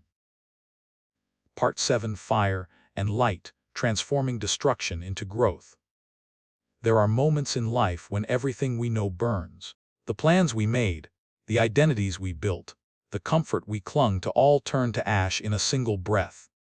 A diagnosis, a betrayal, a death, a failure. Suddenly, the ground gives way, and what once felt solid disappears. In that instant, it feels like destruction. The fire is merciless. It devours everything familiar. But what if the fire that burns you is also the one that purifies you. What if the very pain that seems to destroy you is the light that finally allows you to see? Fire has always been both feared and worshipped. It can destroy forests, but it also gives warmth. It can reduce everything to dust, yet from that dust, new life begins. Every culture has understood this dual nature of fire, the force that consumes and renews. In the same way, human suffering carries within it this paradox. It breaks us open, but it also shapes us into something stronger, wiser, and more awake than we were before. There's a word in Japanese, kintsugi, that means to repair with gold. When a bowl breaks, the artist doesn't throw it away. Instead, they fill the cracks with golden lacquer, making the broken places more beautiful than before. The idea is not to hide the damage, but to honor it, to show that something can be even more valuable for having been broken. This is the essence of transformation through suffering. The cracks in your soul are not signs of failure. They are openings through which light enters. The fire that comes into your life doesn't arrive to punish you. It comes to clear the debris, to burn away what no longer serves, to reveal the truth beneath illusion. Pain strips us of pretense. It exposes what we truly value, what truly lasts. The fire of loss burns away superficial desires and false attachments, leaving behind the essence of who we are. When everything else is gone, what remains is what cannot be destroyed: awareness, love, presence. If you walk through a forest that has recently burned, the scene is haunting. The trees are blackened, the earth still smolders, the air smells of smoke. It looks like the end of life itself. But if you return weeks later, you will see green shoots pushing through the ash. Fire, paradoxically, releases nutrients locked in the soil. It clears space for new growth. Without the fire, the forest cannot renew itself. The same is true for the human heart. The fires of suffering, as painful as they are, prepare the ground for renewal. Transformation does not happen in comfort. Growth requires friction. Fire is life's way of demanding honesty. It forces you to face what you've avoided, to confront the illusions you've built to protect yourself. Every time life sets fire to something you thought you needed, it's inviting you to see what you truly are without it. There's a reason we often speak of burning out, or being on fire with passion. Fire changes form but never loses its nature. It consumes, but it also illuminates. Within every destruction lies the seed of creation. The same energy that destroys a building can forge steel. The same fire that devours a forest nourishes its rebirth. Pain, too, can either destroy or transform, depending on how you hold it. When suffering comes, the instinct is to run, to put out the fire as quickly as possible. But when you rush to extinguish pain, you also extinguish the lesson it carries. Sometimes you must stand in the heat, breathe through the smoke, and trust that this fire has a purpose. Transformation doesn't happen when you escape the flames. It happens when you walk through them with awareness. The Buddha taught that suffering is not meant to be avoided, but understood. To understand suffering is to see its impermanence, to recognize that even fire cannot burn forever. Flames, no matter how fierce, eventually fade. What they leave behind is the space for something new. The art of transformation is learning to stay conscious in the burning, to remain open even as everything falls apart. In modern life, we are taught to fear discomfort. We medicate, distract, or escape anything that threatens our sense of control. But healing doesn't come from comfort, it comes from surrender. When you stop resisting pain, you begin to see its intelligence. The fire doesn't burn aimlessly, it burns precisely what must go. Ego, attachment, illusion, fear, these are the first to ignite. Think about the moments in your life that changed you most. Were they the easy ones? Or were they the times you were brought to your knees, when you thought you couldn't go on, but somehow did? The human spirit doesn't grow in sunlight alone. It grows in the dark, in the heat, in the ashes. Strength is not the absence of pain. It is the courage to stand in it and let it forge you into something new. Every great transformation in nature begins with destruction. The seed must break open for the plant to grow. The caterpillar must dissolve completely to become a butterfly. The volcano must erupt to create new land. Life destroys to create. Pain is not a punishment, it's a process of evolution. What you call breakdown is often breakthrough in disguise. When you are in the middle of your own fire, it can be hard to see anything but loss. But the fire is not the end of your story, it's the rewriting of it. It's life saying, you are ready for a new form. The ashes of your old self become the soil for your new beginning. The heat that once seemed unbearable becomes the light that guides your next steps. Transformation through fire is not a concept, it's a lived experience.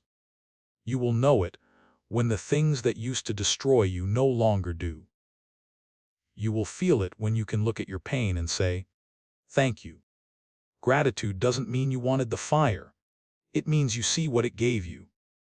Perhaps it gave you humility. Perhaps it gave you compassion. Perhaps it gave you the courage to live authentically, without masks. The gift is different for everyone, but it always leads back to the same truth: you are stronger than you ever believed. The fire also teaches impermanence. In the beginning, everything you lose feels irreplaceable. But in time, you realize that even loss is not absolute. What was burned away externally often returns internally as wisdom. You lose the job, but gain freedom. You lose the relationship, but find yourself. You lose your certainty, but discover faith. Fire is the alchemist of the soul. It turns what is heavy into light. There's a quiet miracle in surviving the fire. One day you wake up and notice that the pain that once consumed you has turned into strength. You realize that what you feared most, falling apart, was actually the beginning of becoming whole. The scars remain, but they no longer ache. They tell a story of endurance, of the human capacity to rise again. You are not defined by what the fire takes from you. You are defined by what you become because of it. You are the phoenix, rising from the ashes not as who you were, but as who you were meant to be. Every time you are burned by life, you are invited to begin again, this time with greater clarity, greater compassion, greater light. The question is not, how do I avoid the fire? But how can I use it? When pain comes, ask it what it's trying to burn away. Ask it what part of you is ready to be reborn. Then listen. The fire speaks in silence. It tells you to trust what is being removed, even when it hurts. It tells you that everything temporary must fall so that the eternal can be revealed. When you live with this understanding, fear begins to lose its grip. You stop running from endings. You start to see that every ending is also a beginning disguised in smoke. You stop clinging to what burns, and you begin to move with life instead of against it. This is how the fire becomes light, by being accepted, not fought. The human heart is more resilient than we imagine. It can burn and still love again. It can lose and still hope again. It can shatter and still choose peace again. The fire that refines gold does not destroy it, it removes what is impure. Your pain does the same. It removes what is false until only truth remains. One day, you will look back on the fires you've survived and realize they were never meant to destroy you. They were meant to awaken you, to strip away everything that kept you small. You will see that the moments you cursed as endings were actually beginnings in disguise. You will understand that every time something in you died, something greater was being born. This is the paradox of life. Destruction and creation are one. The fire that burns your illusions is the same light that reveals your soul. Once you understand this, you stop fearing the flames. You begin to walk into them willingly, knowing that on the other side of every burning is freedom. If these words reach you in a season of fire, if everything feels uncertain and raw, remember this. The light you're looking for is inside the flame. Don't turn away. Walk through it. The fire will not destroy you. It will refine you, illuminate you, and return you to yourself. And when you emerge scarred, humbled, radiant, you will see that the fire was never your enemy. It was your teacher, your purifier, your guide home to the light that was always within you. Part 8. The choice of peace, not a destination, but a decision. There comes a moment in every person's life when the noise of the world becomes too loud and the chaos inside the mind too heavy to bear. You reach for peace as if it were something distant, a place you must arrive at after years of striving, a mountain you must climb, a prize you must earn. You imagine peace as a horizon somewhere beyond the storm, waiting for you when everything finally goes right. But peace isn't waiting for you at the end of the road. It is here now, quietly asking to be chosen. Most people live as if peace were conditional. They say, I'll be at peace when I get the job, when I find love, when I heal, when I have enough. But the moment those conditions are met, new ones appear. The mind invents another reason to postpone peace. The truth is, peace will never arrive as long as you keep chasing it outside yourself. It begins the instant you stop searching. Peace is not an outcome. It is a decision, a moment of surrender, where you choose stillness over struggle, understanding over control. Think of a lake at sunrise. The surface glows softly, undisturbed, reflecting the sky above. Then a single stone drops into it, and ripples spread outward, distorting the reflection. The water doesn't stop being calm, it simply holds the movement until it fades. Peace works the same way. It's not the absence of disturbance, it's the ability to hold disturbance without losing your reflection. Many people think peace means the absence of problems. But peace doesn't erase difficulty, it changes your relationship with it. It's the difference between standing in the middle of a storm and trying to fight the rain, versus standing in it and realizing you don't have to resist getting wet. Peace is the space within you that remains untouched no matter what happens around you. In a world obsessed with achievement, peace often feels like failure. We're taught to hustle, to compete, to prove ourselves endlessly. Stillness is mistaken for laziness, and surrender for weakness. But there's nothing weak about peace. It takes immense strength to remain calm when everything pulls you toward reaction. It takes courage to choose gentleness in a world that rewards aggression. It takes wisdom to step back when the ego wants to win. The mind constantly tells you that peace will come after success, after resolution, after change. But peace doesn't wait. It's available in every breath, every pause, every moment you choose not to fight with life. You don't need to have it all figured out to rest in peace. You only need to stop insisting that the world align with your expectations. There's a story about a monk and a traveler. The traveler asked, "Master, how do you find peace in a world full of suffering?" The monk smiled and said, "I stopped arguing with reality." The traveler frowned. "That can't be all." The monk replied, "When I argue with life, I lose. When I stop, I win." It's simple, but not easy. To stop arguing with reality is to stop believing that life owes you comfort. It's the decision to trust that even when things fall apart, you are not falling apart with them. The greatest obstacle to peace is not the chaos of the world. It's the noise within the voice that insists, this should not be happening. That voice wants control. It wants to mold life to its image of perfection. But peace doesn't come from control, it comes from trust. Trust that what's happening has a purpose beyond what you can see. Trust that you can meet this moment as it is, not as you wish it to be. Every time you choose peace, You reclaim your power. You are saying, I will not let the outside dictate my inner world. This is the highest form of freedom. Most people live as prisoners of circumstance, chained to every disappointment, every opinion, every outcome. Peace cuts those chains. It reminds you that while you cannot control events, you can always control your response. In Buddhist philosophy, the mind is like a candle flame in the wind, flickering, restless, fragile. Meditation teaches you to steady the flame, to find the still point in the movement. That stillness isn't created by removing the wind, it's cultivated by stabilizing the flame. Peace works the same way. You don't wait for the wind to stop blowing. You learn to stay centered despite it.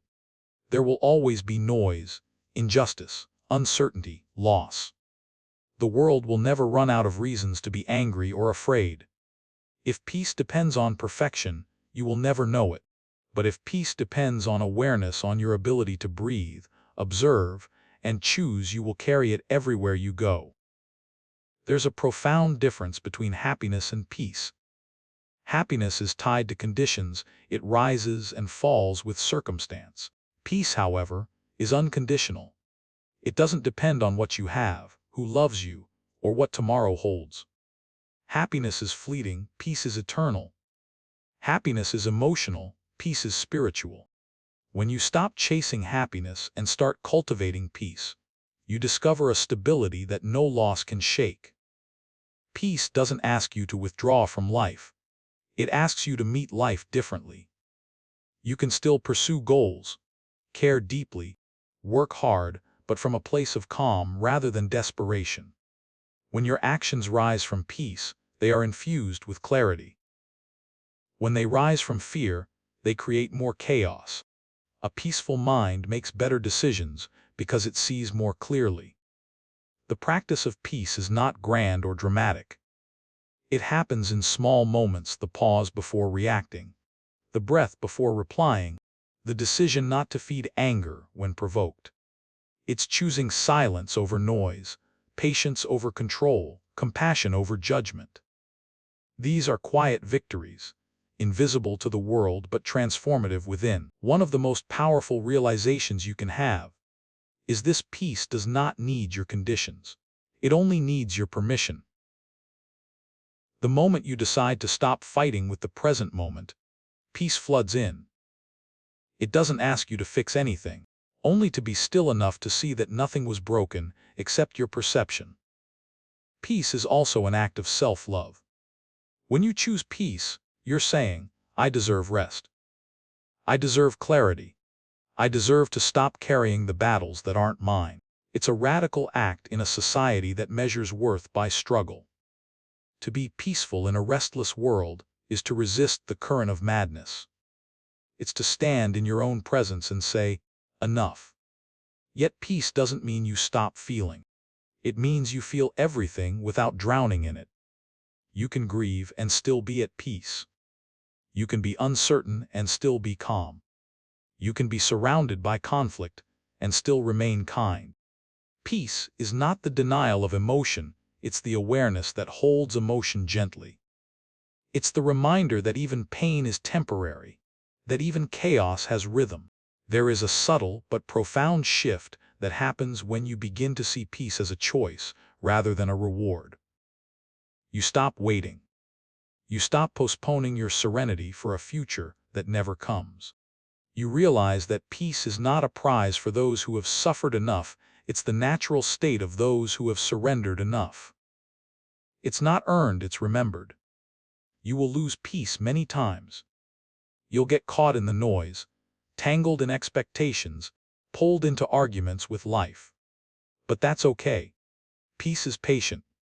It waits quietly behind every reaction, ready to return the moment you pause and breathe. Each time you lose it, you learn how to find it faster. Eventually, it becomes your default, not because the world changed, but because you did. The mind is like a room full of clutter. Thoughts, fears, regrets, and desires pile up until there's no space left to breathe. Choosing peace is like opening the window. The air rushes in. You realize the room was never small, you had just filled it with too much. The same is true of your heart. Peace doesn't enter.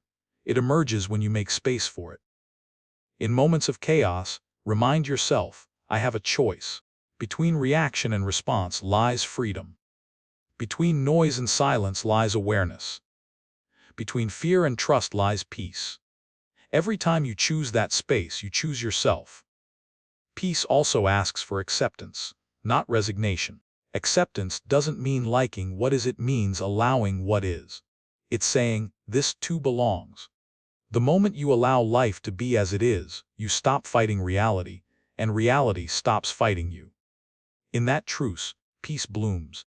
To live in peace is not to live a small or easy life. It's to live with open eyes and a soft heart, no matter how harsh the world becomes. It's to walk through pain with grace, to meet uncertainty with faith, to answer cruelty with compassion. Peace is not weakness, it's mastery. It's the quiet power that nothing can shake because it no longer depends on anything. If you seek peace, stop looking outward. Sit quietly. Breathe deeply. Notice the stillness between thoughts. That silence you hear, it's not emptiness. It's the sound of your own soul remembering itself. And when you feel it, even for a moment, hold it not as an achievement, but as a homecoming. Because peace was never gone. It was never lost. It was simply waiting for you to stop running long enough to notice. So, when the next storm comes, and it will, don't ask for it to end. Ask for the strength to stay calm within it. Don't wait for life to be perfect. Choose peace now. In the middle of the mess, in the heart of the noise, in the ordinary moments that make up your days. Because peace is not found at the destination, it's created in the way you travel. Part 9. The Beauty of Emptiness. Learning to sit in the void. There is a silence that frightens most people. It's the silence that comes after something ends, the moment after the last goodbye, the night after a dream collapses, the quiet after the storm. In that stillness, everything familiar disappears. The laughter, the noise, the sense of who you were, all gone. What remains feels like nothingness, a hollow space too vast to name. We call it emptiness, and we spend our lives trying to avoid it. But what if emptiness is not a void to fear, but a space of infinite possibility? We live in a world that worships fullness. Full schedules, full houses, full hearts. We measure worth by accumulation: more money, more success, more followers, more meaning. We are addicted to being filled, terrified of absence. We equate emptiness with lack, with failure, with loneliness. But emptiness, in its truest form, is not lack. It is openness. It is space. It is freedom from everything that was never truly you. In the heart of Buddhist wisdom lies the understanding that emptiness, sunyata, is the essence of existence. Everything you see, everything you love, everything you fear, it all arises and passes away. Nothing has a fixed self. The flower blooms and wilts. The wave rises and falls. The breath comes and goes. This is not tragedy, it's the dance of life itself. When we cling to what is meant to change, we suffer. But when we see the beauty in impermanence, we begin to understand the gift of emptiness.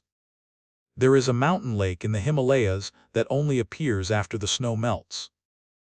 For most of the year, it doesn't exist. Yet when the conditions are right, the water gathers, reflecting the sky in perfect stillness. When the seasons shift, it disappears again, leaving only dry land. The lake's beauty is in its transience. Its emptiness is not loss, it is renewal. Life is like that lake. Every moment arises, shines, and dissolves. If you can see the beauty in that, you will no longer fear the void. When something in your life ends, a relationship, a chapter, an identity, you stand at the edge of emptiness. The instinct is to fill it immediately. You reach for distractions, for noise, for something to occupy the space. But the void doesn't need to be filled. It needs to be felt. It needs to be honored. Because in that emptiness, something sacred is forming. Emptiness is where creation begins. Every masterpiece starts with a blank canvas. Every piece of music begins in silence. Every birth begins in darkness. The void is not the end, it's the beginning waiting in disguise. When everything you thought you were is stripped away, what's left is pure potential. It's terrifying because it's unfamiliar. But if you sit quietly long enough, you'll feel it, the gentle pulse of new life under the surface. Western culture often sees emptiness as despair, but in Eastern philosophy, it is liberation. To be empty is to be free from attachment, from story, from expectation. It is to exist without needing to be something. The mind hates this because the mind feeds on definition. It wants to say, I am this, I am that, but the soul knows it is vast beyond words. When you touch emptiness, you touch the truth of your nature, limitless, unconfined, eternal. Sitting in the void is not easy. The mind panics. It asks, who am I if I am not this role, this name, this relationship? The ego trembles because emptiness means it cannot hold on to control. But if you can breathe through that fear, if you can rest in the uncertainty without running, something profound happens. You begin to see that emptiness isn't nothing, it's everything. It's the space in which all things arise. Without emptiness there would be no form, no creation, no life. Think of a cup. Its usefulness lies not in its shape, but in its emptiness. A cup full of water can quench your thirst, but only because there is space to hold the water. In the same way, your soul must remain empty enough to receive life. When you are too full of opinions, memories, and noise, there is no room for grace to enter. Emptiness is the invitation that allows life to pour in. In the depth of meditation, when thought falls silent, what remains is pure awareness, an emptiness that feels infinite and alive. It's not the emptiness of loneliness, it's the emptiness of wholeness. It's as if the boundaries between you and the universe dissolve. There is no I or you, no this or that. There is only being. To experience this even for a moment is to glimpse peace beyond understanding. The beauty of emptiness is that it teaches you to stop chasing. You realize you don't have to grasp at life for meaning. You can let it unfold. You can let people come and go. You can let experiences begin and end without needing to own them. When you live from this space, love becomes purer, freer. You no longer love out of need, you love because love itself flows through you. Emptiness also reveals truth. When the noise of thought subsides, illusions fall away. You begin to see how much of what you believed was never real. You see that many of your fears were born from stories your mind created. You see that even pain, when stripped of narrative, is simply energy moving through you. The void becomes a mirror, showing you the difference between what is true and what is imagined. There is a strange peace in realizing that you don't have to hold everything together. The world does not collapse because you stop trying to control it. Life continues, endlessly creative, endlessly renewing. You begin to trust the natural rhythm of things. You learn that letting go doesn't mean giving up, it means giving space. And in that space, everything finds its place again. Emptiness can feel lonely at first because we are so accustomed to being defined by connection, by doing, by belonging. But loneliness is not the same as aloneness. Loneliness says, something is missing. Aloneness says, nothing is missing. I am enough. When you sit in the void long enough, loneliness dissolves into aloneness, and aloneness blossoms into peace. You realize that emptiness was never empty, it was full of presence. There's an old Zen koan that says, "What is the sound of one hand clapping?" The answer is silence. The question is not meant to be solved, but to reveal the limits of logic. The mind seeks duality, this or that, yes or no, but emptiness transcends duality. It is not one or the other, it is both and neither. It is the silence before the sound and the sound within the silence. To learn to sit in emptiness is to make peace with mystery. You stop demanding answers and start trusting experience. You stop asking, "What's next?" and start resting in what is. You realize that life doesn't owe you explanation, it offers revelation in its own time. The void is not a question to be solved, it is a space to be entered. When you sit quietly, without distraction, you begin to notice the subtle hum of existence, the pulse of your breath, the rhythm of your heartbeat, the stillness beneath the noise. That stillness is the doorway to emptiness. Step through it, and you'll find that nothing is missing. The world doesn't end in emptiness, it begins there. Even death, the ultimate void we fear, is not an end but a transformation. The form dissolves, but the essence remains. The wave returns to the ocean, but the ocean never ceases. Emptiness is not death, it is the eternal space in which birth and death take place. When you finally embrace emptiness, you begin to live differently. You stop filling your life with distractions. You start cherishing silence. You learn to rest without guilt, to breathe without striving, to simply exist without needing to prove your worth. You become spacious, like the sky, able to hold everything yet attached to nothing. From that space, beauty becomes deeper. You start seeing the sacred in the ordinary, the shadow on the wall, the sound of the wind, the pause between words. You no longer need grand meaning because meaning is everywhere. The void, once terrifying, becomes the most intimate companion, a constant reminder that life's fullness is born from its emptiness. When you can sit in the void without fear, you become unshakable. Nothing can be taken from you, because you no longer cling to anything. Nothing can break you, because you no longer resist change. The emptiness inside you becomes the ground of your being, vast enough to hold the entire world. So, when life empties itself again, and it will, don't rush to fill the space. Don't run from the silence. Sit in it. Listen. Let the emptiness teach you. It will whisper to you that what you thought was loss is simply transformation, that what feels like the end is only a pause in the music.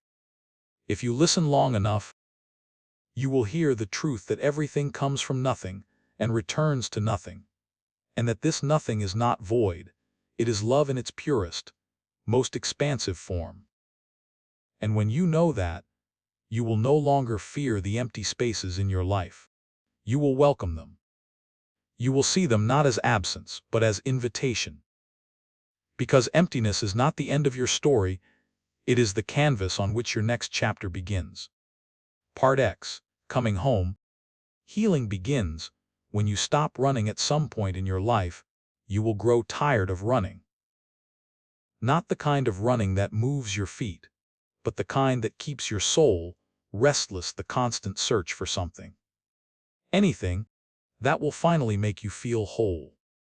You will realize that for years, maybe for decades, you've been chasing peace like a mirage, in people, in success, in distraction, in forgiveness, in explanations that never come. But peace has always been in the one place you've avoided most, inside yourself. The journey of healing begins not when you find something new, but when you finally stop running from what has always been here. We run from silence because it confronts us with truth. We run from love because it asks us to be vulnerable. We run from pain because it mirrors our fears. We run from ourselves because facing who we are feels heavier than the life we've built to escape it. But running never takes you away from your pain, it only carries it with you. The shadow you flee follows you, no matter how far you go.